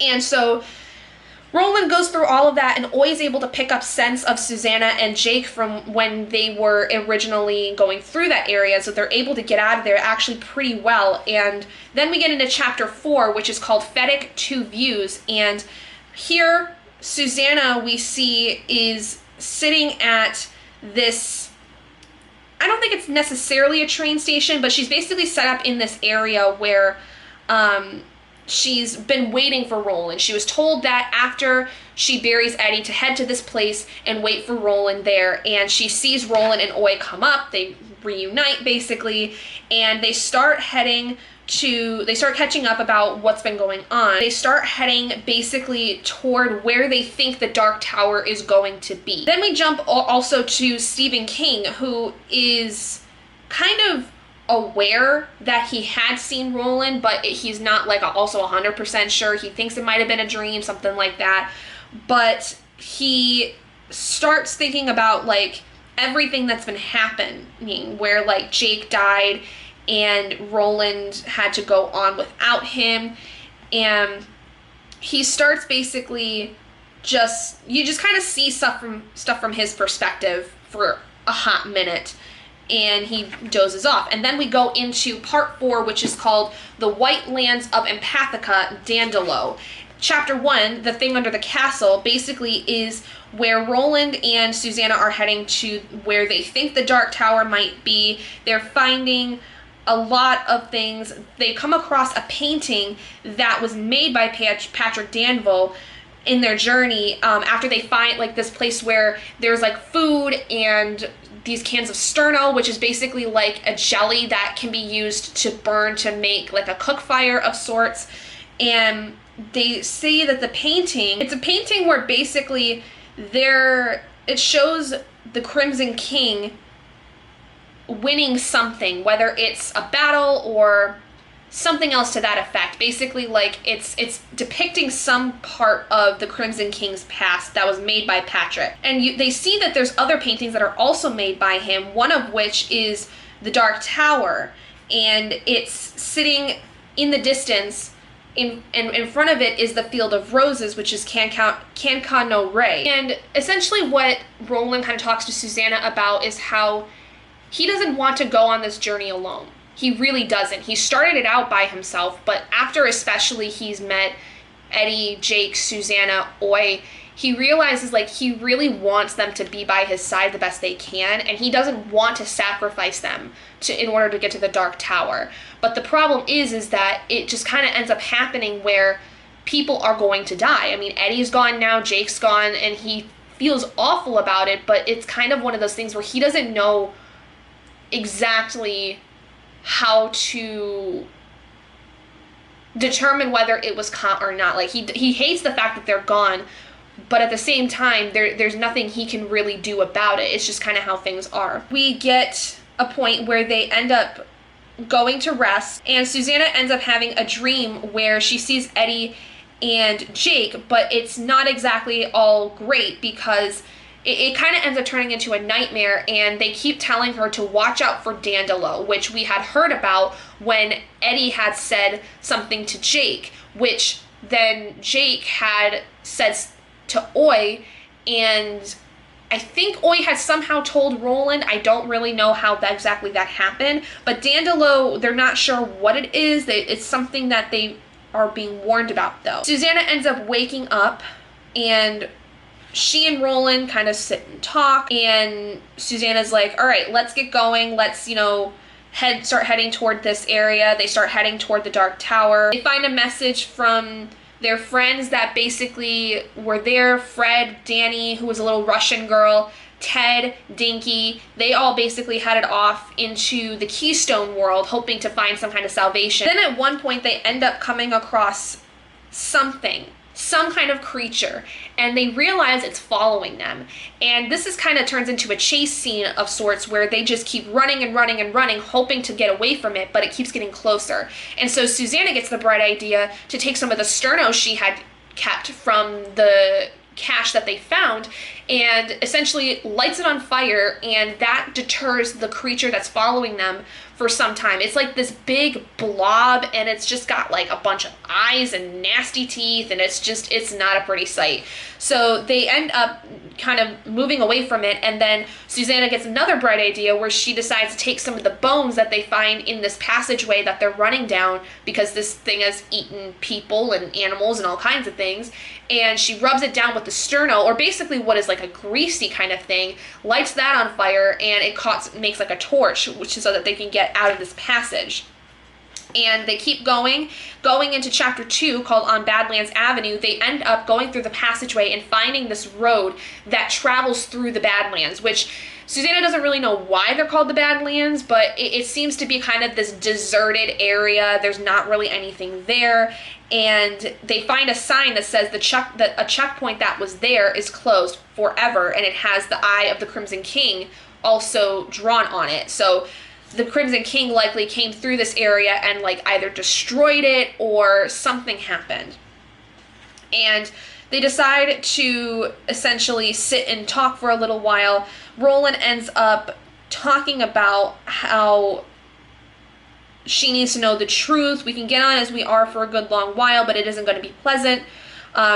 He basically tells her that it's likely they're gonna like have issues over the course of going through the Badlands. Like, it's gonna be a rough journey. It is not gonna be easy, and she has to be okay with that. And like, the nights that are there get super duper cold, and she's miserable. She starts thinking about like really awful things. Like, one thing she thinks about is how they could kill and skin Oi to make some, warm clothing from his hide. Like, that's the kind of stuff she starts thinking about, and she doesn't do anything, but she starts kind of being pretty desperate because she doesn't like this whole place. She doesn't like what's going on.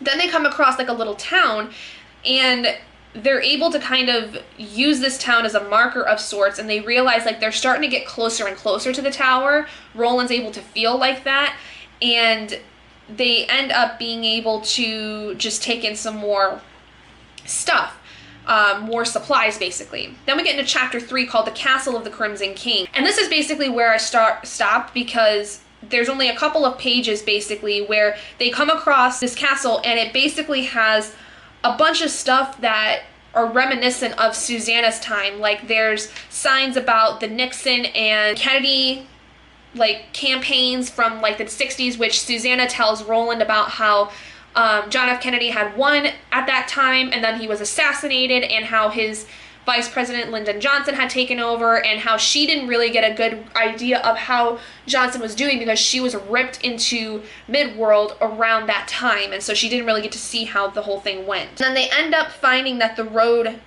stops, and there's a sign that says, "Welcome Roland and Susanna, Oi 2, keep on rocking in the free world," and it kind of is like ominous. They think it might be something the Crimson King had put up for them to let them know that he's aware of that they're there. And they come across basically a group of soldiers of some kind that are like in front of the castle, and Roland's like, let me do the talking. There's something going on here. I don't know if these people are, for the Crimson King or if they're like a whole other group, but they end up going into this castle, which they don't think it's not the Dark Tower exactly, but it's obviously something kind of ominous. And that's kind of where we end up on page 600. There's a lot of questions. Like I said, this last 100 pages was a lot slower in the sense that there wasn't as much intensity other than that chase scene with the monster. And I think that's going to be the same until probably the last 70 to 100 pages, depending on how exactly the story goes, where there's not going to be a lot of intensity. It's going to be some more talking with these other people. And I think especially immediately, we're going to find out who is running this castle. Are they for the Crimson King? Are they not? Like, who are they? How do they fit into this whole thing? What can they tell them about what's going on? There's a lot of questions surrounding around that, and I'm interested to see how the boss fight basically of this ends up, because are we going to actually see Roland defeating the Crimson King? Is he going to be dead? Are we going to see him defeating Mordred, his son? Hey guys, so it is currently 10:53 in the morning on Friday, October 29th, and I have reached page 700 of The Dark Tower. Today I was doing a kind of 24-hour readathon, not really, because I had planned to start at midnight on Friday morning since I had the day off today, and so I wasn't going to be working at all, but I ended up getting like a really massive headache like at 11:30, and nothing was helping it, so I decided to go to bed instead, and I slept in a little bit, and I got started around almost 10:30 this morning, so I've only been really working on this for about 20 minutes or so. I'm kind of in the middle of a reading sprint technically, but I had got to like page 685 last night before I decided to go to bed, and then just read the last like 16 pages basically. This last 100 pages was actually really interesting in terms of the progression of the story and kind of what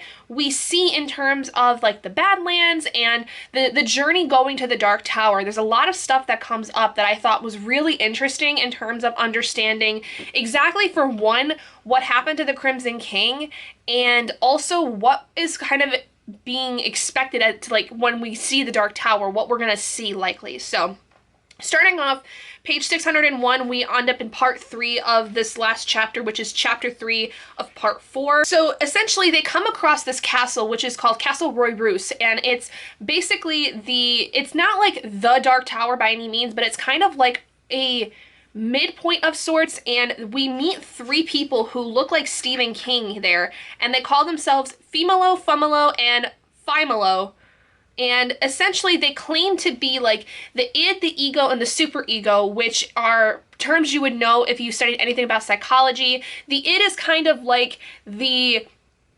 basic human consciousness, and then there's the ego, which essentially is, I think I'm getting this right, where it's kind of the like desires that are not necessarily like moral. It's kind of like it's basically a structure of how the human consciousness works in the subconscious, essentially. It's a Freudian concept that is really well known within psychology. And then there's the superego, which is kind of like this morality, angel-like almost kind of idea. I think I'm saying that right, but it's been a long time since I've done anything with that, so I don't remember 100%.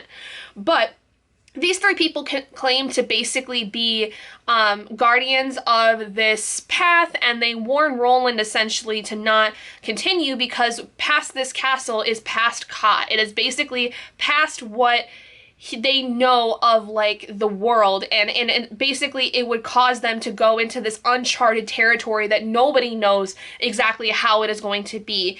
But essentially what you see very quickly is that Susanna and Roland are very not trusting of these people. There's something about them that they don't really believe about it, and so they actually end up causing this glamour that they've been causing to dissipate, and you find out that the 3 people that actually are there are henchmen of the Crimson King, one of which had been said to have been killed, but it was a lie. And the whole thing that they were doing there was lying to them, trying to keep them from continuing on. And so obviously Roland and Susanna kill them all, or at the very least kill 2 of the 3 of them and then leave the 3rd one for dead. And they continue on toward the Dark Tower. And then you see Mordred come in, and he basically kills the 3rd one, and it's something that actually Roland and Susanna hear. Like, they've been aware of Mordred following them, but they actually hear him essentially taking on the last person that they left for dead and eating them, essentially. So then essentially what Roland and Susanna start doing is, like I said, heading closer to the Dark Tower, and Roland basically tells Susanna, like, this is going to be a really hard journey. It is going to be very likely a lot of cold nights because the further and further they get into the Badlands and closer to the Dark Tower, the colder it's going to get. It's almost as if, like, they keep heading further north in a sense where it just gets colder and colder and colder, and eventually it's going to be where they can't, like, have fires every night to keep them warm, and they may eventually run out of food and have to hunt, which there is actually a whole hunting scene that is involved in chapter 4 called Hides.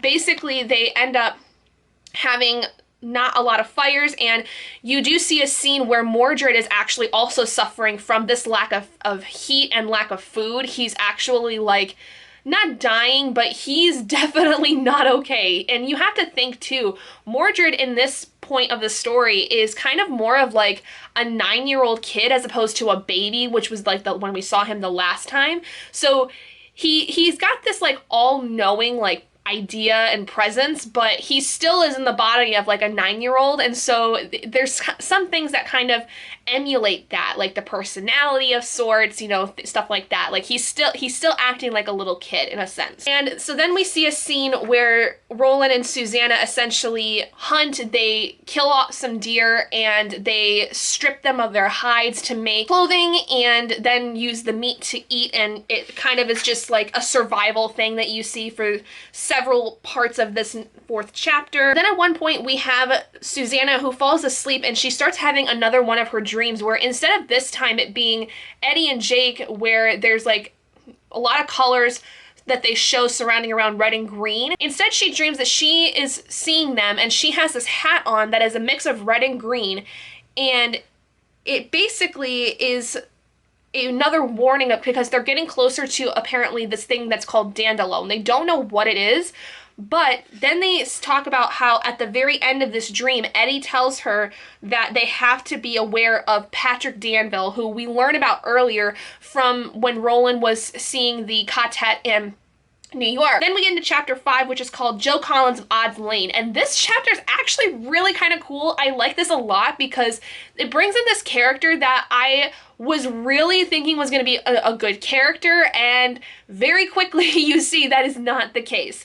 So about 3 weeks after that dream happens, Roland and Susanna come across basically this area where they see a sign that says Odds Lane, and essentially it's like a path that's supposed to lead to the Dark Tower. And they come across this old man who calls himself Joe Collins, and Joe brings them into his home because it's starting to really snow badly, like a full-on blizzard is coming in. So he brings them to his home and he gives them food, heat, shelter basically for some time, and they start to talk to him, and he claims that he is from America's side, or basically that he had come from the Keystone World, or at least maybe another version of like America, and then was brought over into the entirety of Midworld. He brings them into his home and they find that there is a Polaroid picture of the Dark Tower on the wall, and he says that a couple of years before he had stood basically a few hundred yards away from the Dark Tower and took that picture, but he could never really go in because he was afraid of what was there,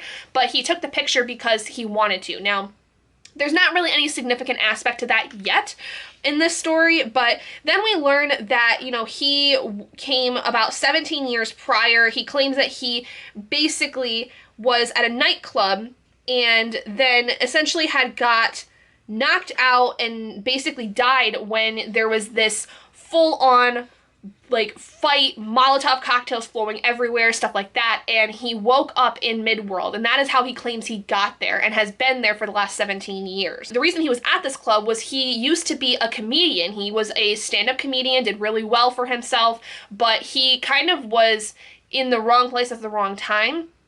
And the more that he starts to go on the story, you start to see kind of inconsistencies that Susanna starts to pick up.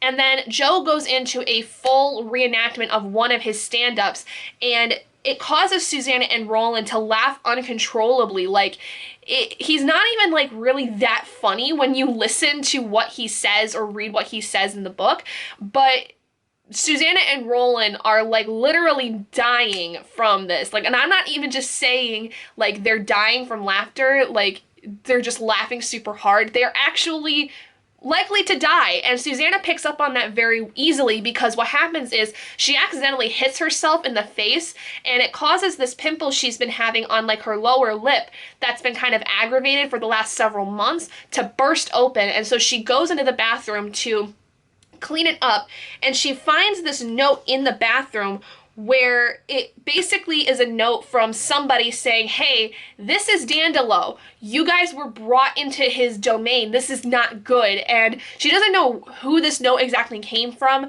She does explain later who she's pretty sure it came from, but essentially it's a note saying like, this is Dandolo. You are in Dandolo's domain. And so when she realizes that, she goes back out and saves Roland, and then by killing Joe, whatever the hell he might be, Dandolo, really, and they basically clean everything up. They realize that the whole place was a glamour, and Roland is like beside himself because he is upset of the fact that he let this whole thing go on for so long, and that, he allowed himself to have his guard down in a sense. And this is all going into chapter 6, which is called Patrick Danville. So basically what they then do is they go back into the bathroom where they find the note that says that there is something in the medicine cabinet for them. And inside there, they find an envelope that contains several pages of the poem Childe Roland to the Dark Tower Came by Robert Browning, which, if you know anything about this series, the Dark Tower series is inspired by that actual poem by Robert Browning. And basically, Susanna reads him several pieces of the poem that actually have very strong similarities to things that either Roland has experienced or that have just happened. Like the first couple of stanzas explain exactly almost what Susanna and Roland had just went through. And so Susanna believes that these were left by Stephen King because she had seen something similar to this beforehand and was like, there's no way this can't be from Stephen King because it's too nice of a thing, and he would know exactly what was happening in this current time. And then they start hearing this noise come from the basement, and they go downstairs to find this young man basically trapped in a prison cell. And they realize it's Patrick Danville, and he's been trapped here for what looks like a very, very long time, and he's incredibly frightened. So Susanna, taking on the persona of Detta, basically goes to him and is like, honey, what he do? What he do to you? Like, what did he actually, like, cause to happen to you? And Patrick basically says that he made him laugh so much and cry so much that Dandolo basically was feeding on that aspect. What I think it's some kind of like a spiritual energy of sorts that he was eating on.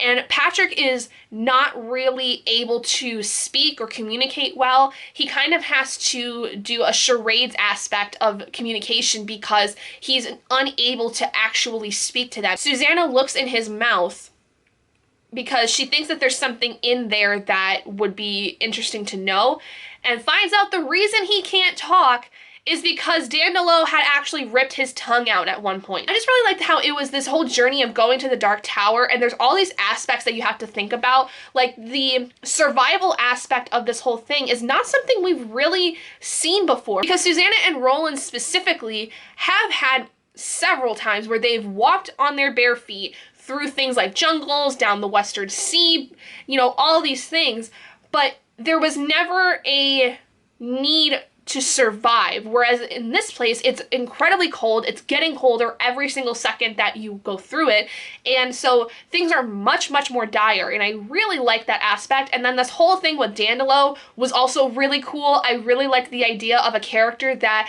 was feeding on the spiritual energy by basically causing people to laugh and or cry. And I wish I would have seen a little bit more of that, like where exactly this character came from in terms of like how exactly is he working for the Crimson King? Is he by himself? Like, how does that whole thing work? I'm really curious to see how that all ended up being, but we're probably not going to learn that. It's not as important.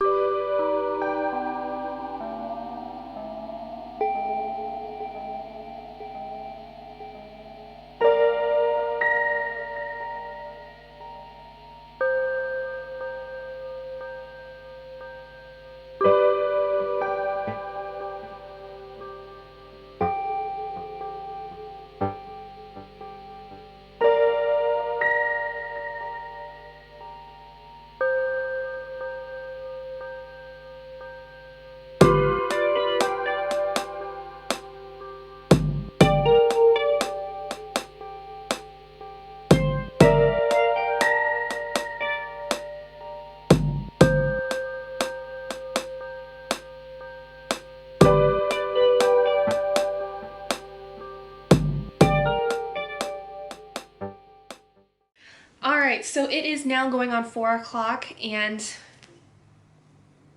I finished it.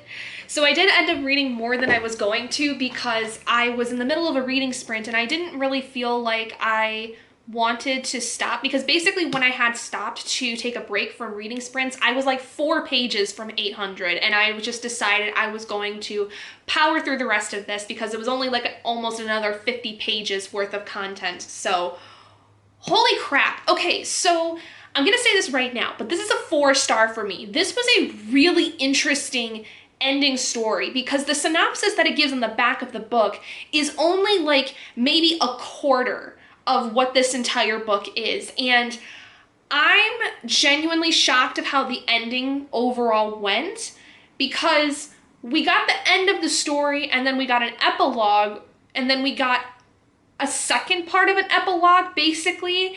And the second part of that epilogue like basically burst open this whole other side of this story that like we never will get to see, more than likely. Like it's done, it's over with, there's nothing else to say kind of thing. But let me go over what's happened in the last 100 and almost 50 pages. So I last left you guys when we had Susanna and Roland meet Patrick Danville, and basically they get him out of the cell, of the jail cell that he was in the basement, and they get him to eat. They decide then to also go hide in the barn because it's still blizzarding out, and so they decide to hold off on moving anywhere until the blizzard blows over. Well, one of the things that they find out about Patrick is that he is a really good artist, like amazingly perfect at drawing. It's almost uncanny what he's able to do. And briefly, when Roland had been talking with the quartet in New York, they were talking about how before Ed Deepno had tried to kill Patrick, how he had done this drawing which was of Roland in the Dark Tower. And so that whole thing spills over into this story, and they learn that he's just really good at what he does. And Stuttering Bill, who is this robot that Collins / Dandelo had been talking about, was somebody that would come by every now and then, comes by, and he's a robot. And he basically, though, is a robot that, while he was working for Dandelo, didn't necessarily like to work for Dandelo, and so he's like, hey, thanks for killing this guy. I'd love to take you guys somewhere safer if you would like it on your way to the Dark Tower. Like, I got nothing else to do now that he's gone. He takes them over to the place that's called the Federal. Right before this, though, ending off the chapter, we see Mordred is kind of watching more so. He's continuing to watch this group, and he's not doing super well. Then we get into part 5, which is called The Scarlet Field of Cancan no Ray, Chapter 1, The Sore and the Door, Goodbye, My Dear. This chapter is really sad. Like, it's really, really sad when we get to a certain point. But this is where Bill ends up starting to take everybody to the Federal. They camp out there for a little while, get some supplies, and Roland, Patrick, Oy, and Susanna all decide that they're gonna start heading off to the Dark Tower, and they take a bunch of stuff. At one point, Susanna realizes while they're in the Federal that she doesn't have much time left with Roland. Either it's she's going to die or somehow be moving away from Roland, and she only has like 4 more days really of time with him before something happens. And it's really hard for her because she doesn't necessarily know what to expect, but these dreams she keeps having, which she has another one, tell her that basically almost like there's something that Patrick is able to do to help her get away from this situation, because she realizes that ultimately Roland has to go into the Dark Tower by himself. She's not allowed to be there. It's not something that is ordained, and she believes it to be the truth. And so she has a dream where Eddie and Jake essentially tell her that Patrick is supposed to help her in some way with that, and she doesn't quite understand what that is, but she knows that there is a door similar to the ones that had brought Eddie, Jake, and Susanna over in the first place in the drawing of the 3. There's one that's called the Artist, and so she believes that he is gonna have to make a door for her to have her go through that's gonna put her somewhere else. And so she wakes up, they keep traveling, and then the next night she has another dream. But basically they're telling her, Eddie and Jake in this dream are like, we've shown you everything you need to know. You know what you have to do now. don't dilly-dally. This is really important. You need to get over to us. And she's kind of going back and forth because she doesn't know whether or not Eddie and Jake are actually real. She doesn't know if where this door is going to go is going to end up killing her, but she just knows in her heart of hearts that she's not supposed to be with Roland anymore. She's supposed to go on her own somewhere. And so she ends up talking to Patrick, and he starts drawing her. And he draws her with the sore that's on her lip. And eventually what they realize is that Patrick is able to draw things and either bring them to life in a sense or bring them closer to them, or by erasing something, he's able to destroy something. So she gets him to erase the sore that he had drawn on the picture of her, and it causes the sore that's been plaguing her since being in Thunderclap, it goes away completely. She's out of pain. She doesn't have that sore anymore, disfiguring her face. And she's like, this kid is gonna be able to get me the hell out of here. And so then after that, she ends up telling him he needs to make this door for her.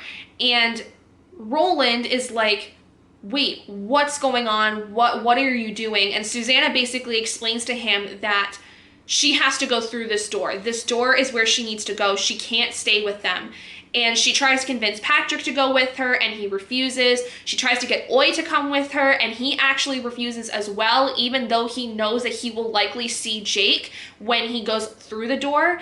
And Susanna basically just leaves, and Roland keeps telling her, you don't have to leave, you can stay. You don't even know what's on the other side of this door. You don't know if you're gonna die, all these things. And she's like, I can't stay either. Whatever's gonna happen, I'm either gonna die with you on the way to the Dark Tower, or I'm gonna die on the other side of this door. And honestly, I think that you're meant to go to the tower by yourself. So it's better for me to leave you now than leave you when you're at the tower, kind of thing.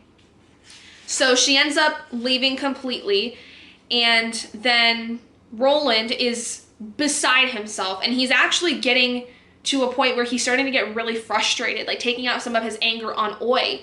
And then we get into chapter 2, which is called Mordred, and we start off the chapter where Mordred goes into the house that was Dandelo's, and he starts eating a lot of the stuff that's in there, but then eats something he shouldn't. And we learn that that is basically going to be one of the things that kills him, is that he basically becomes poisoned by something that he eats there, and it's like going to make him very, very sick. And so then Roland, Patrick, and Oy end up traveling further. They keep going further down toward the path of the beam and toward the Dark Tower, and they come across the field of Cancau no Rei, which is basically the rose field leading up to the Dark Tower.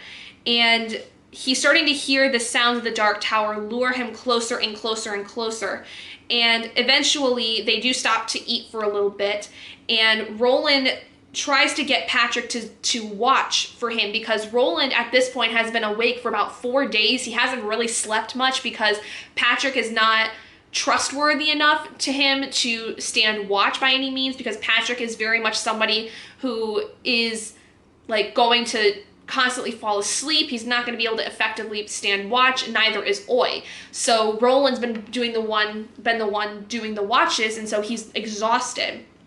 And basically, at one point, Roland tries to get Patrick to draw the constellation of Old Mother, and says that, you know, if you see it head off behind this tree from where you're sitting, wake me up, and then that way I can hold watch as well. And he thinks that this is going to work, because if he can keep Patrick drawing for long enough, he'll be able to sleep at least for maybe an hour. And then Mordred ends up taking this opportunity to then attack the group, and Oy, unfortunately, while trying to save Roland and Patrick, meets his demise. And I think you'll have seen in the clip that I had with reading this that it was not a pretty sight. It was very, in a lot of ways, traumatizing to watch this happen to Oy, because he fought so hard, and he basically waited for Roland to come find him later and tell him it was okay to go. And it was really, really sad, and I'm gonna cry now, because not only was this the last person of Roland's quartet, but Oy had been so loyal, and it's basically the equivalent of, you know, watching a dog be killed in some book. And there's been plenty of stories where that's happened, and it's been really, really hard for me to read because I have, you know, had dogs growing up in the past, so I understand the amount of love and loyalty that a dog has for a human, and so it really broke my heart to watch that whole thing happen. But he does end up burying Oy, and then we get into chapter 3, which is called The Crimson King and the Dark Tower. This is basically a lot of Patrick and Roland heading closer to the Dark Tower. They end up getting to closer into the field of Cancan no Rey, and they come across this pyramid where essentially here they get into this big fight with the Crimson King, who's been hiding out there, and they're trying to fight him and fight him and fight him, and then essentially Patrick is able to start this drawing thing where he's able to draw the roses, and essentially Roland gets pricked by one of the roses really bad, like it severs like almost a finger off, completely off his hand, and Patrick is able to chew on the rose petals and make a paste and make a kind of a paint. And he had drawn this picture of the Crimson King based on, you know, what he could see of him, and what he ends up doing is erasing the entirety of the picture, leaving only these 2 blood red spots that were made of the paste of, that was a combination of the rose petals and Roland's blood. And basically they're the only things left of the Crimson King. And this is how Roland is able to, along with Patrick, defeat the Crimson King. But it's this whole drawn out battle for several pages. And then essentially what happens from there is Roland tells Patrick that he's to go pick up the last of the gunna, or the last of the stuff that they had, and to walk back the way they came, because he has to go to the Dark Tower alone. And then basically from there he enters the Dark Tower and Patrick heads back the way he came. And that ends the final chapter of this book. Then we get into the epilogue, which is called Susanna in New York. So we actually get to see what happens to Susanna when she goes through that door that we hear about earlier in the book. And basically, it's a very sweet, very wholesome ending for Susanna. Like, it is an ending that honestly made my heart feel very happy, because I was afraid of what was to happen to her if we were to find out. But she basically ends up in the New York City that she had been dreaming of, and she finds Eddie, and she has this whole thing where she's like, what if he doesn't know who I am? What if he doesn't recognize me? But thankfully he actually does, and you see this entire interaction between the two of them where he's like, you're the woman I'm supposed to meet. You're the one that I'm supposed to, you know, talk to, and I just feel like we have this connection. Like, can you explain that to me? Because he has no memory, no idea of what exactly had happened, because this is not the same Eddie that we know from the story. And so Susanna says that she will tell him what happened, and he brings along little Jake, who is supposedly his little brother in this world, and basically that's kind of how their story ends. And Stephen King even says that, like, it's not necessarily like a happily ever after, but there is happiness, and they do live. So there's that. Like, they have like a pretty okay, you know, ending.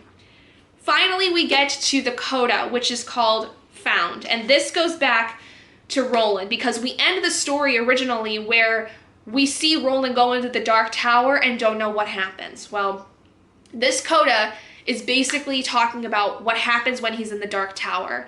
And essentially what he sees is every floor he goes up, he sees pieces of his life from the day he was born to all the things he experienced in Magus, the things he did with Susanna and Eddie, and every floor it just gets harder and harder for him to get up, because he sees that there's so much death that he had to experience, so many people he lost in his adventure to the Dark Tower, starting with the Hawk David that he used to fight his teacher Court when he was very, very young.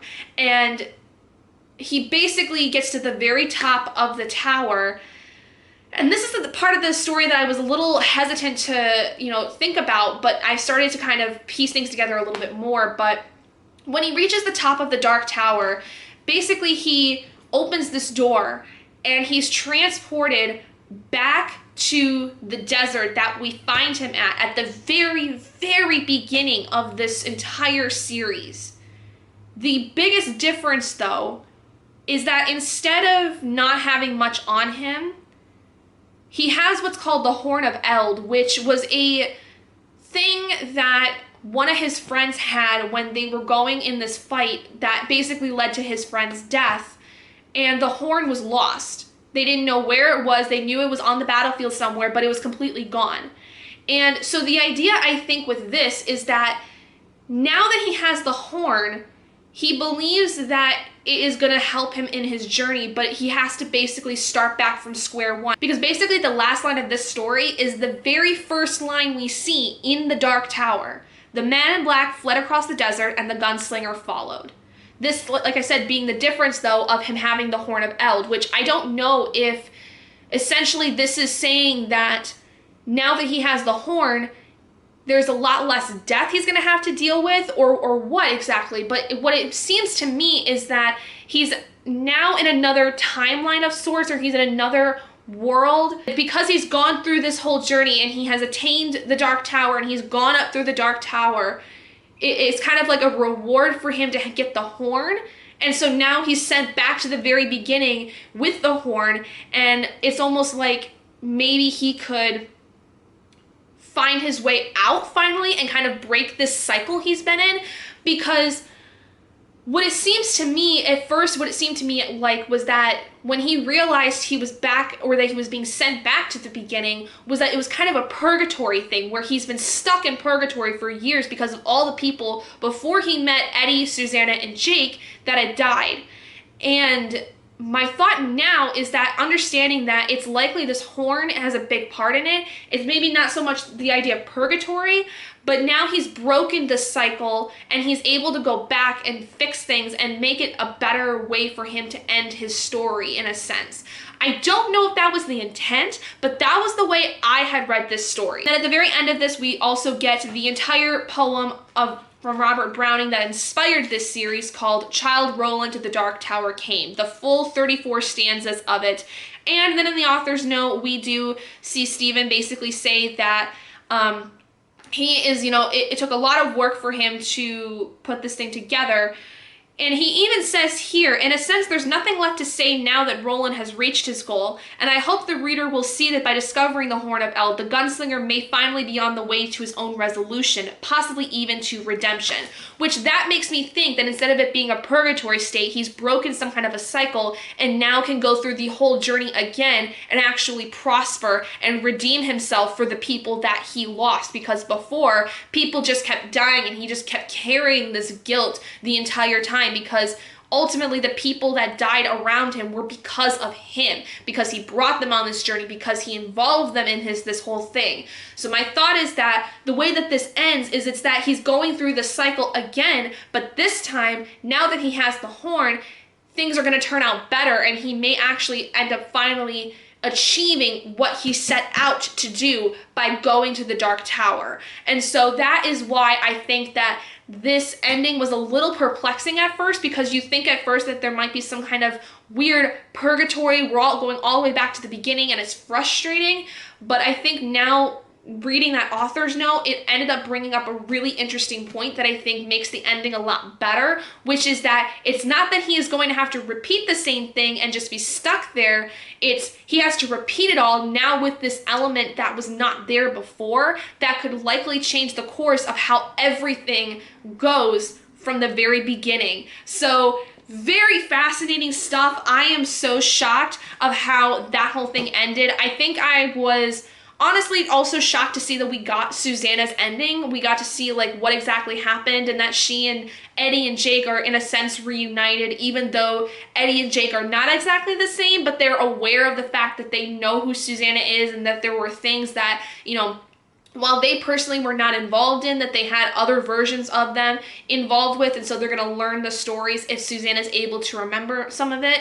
But I really like the way that this went. I'm actually really surprised that this is the way that the story ended, because I thought for some reason this was going to have a much bigger splash in terms of the ending. And it's not that it's not satisfying to read the ending. I just for some reason had built up in my mind this whole thing of there's going to be this big cataclysmic ending, and that's going to be it. But we actually got a pretty satisfying ending out of this whole thing, and I'm honestly a little shocked now to realize that I'm done with this series. It's actually kind of amazing. I'm really, really happy to be done with it, But I'm also kind of sad because this is the last book that Roland is in, and anything else I see from this point are just offshoots of characters from the Dark Tower series, or, you know, involve like the Crimson King in other ways and how he fucks everybody else's shit up. I don't know.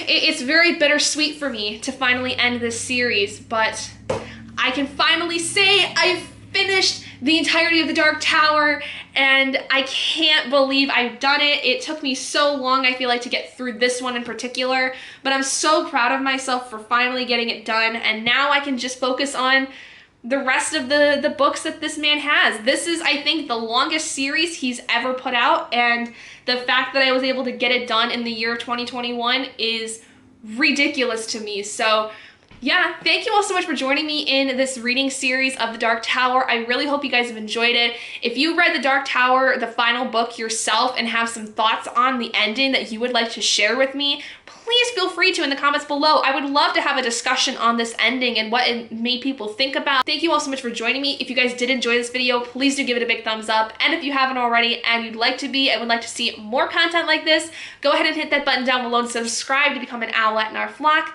And I will see all of you guys in my next video. Bye, guys.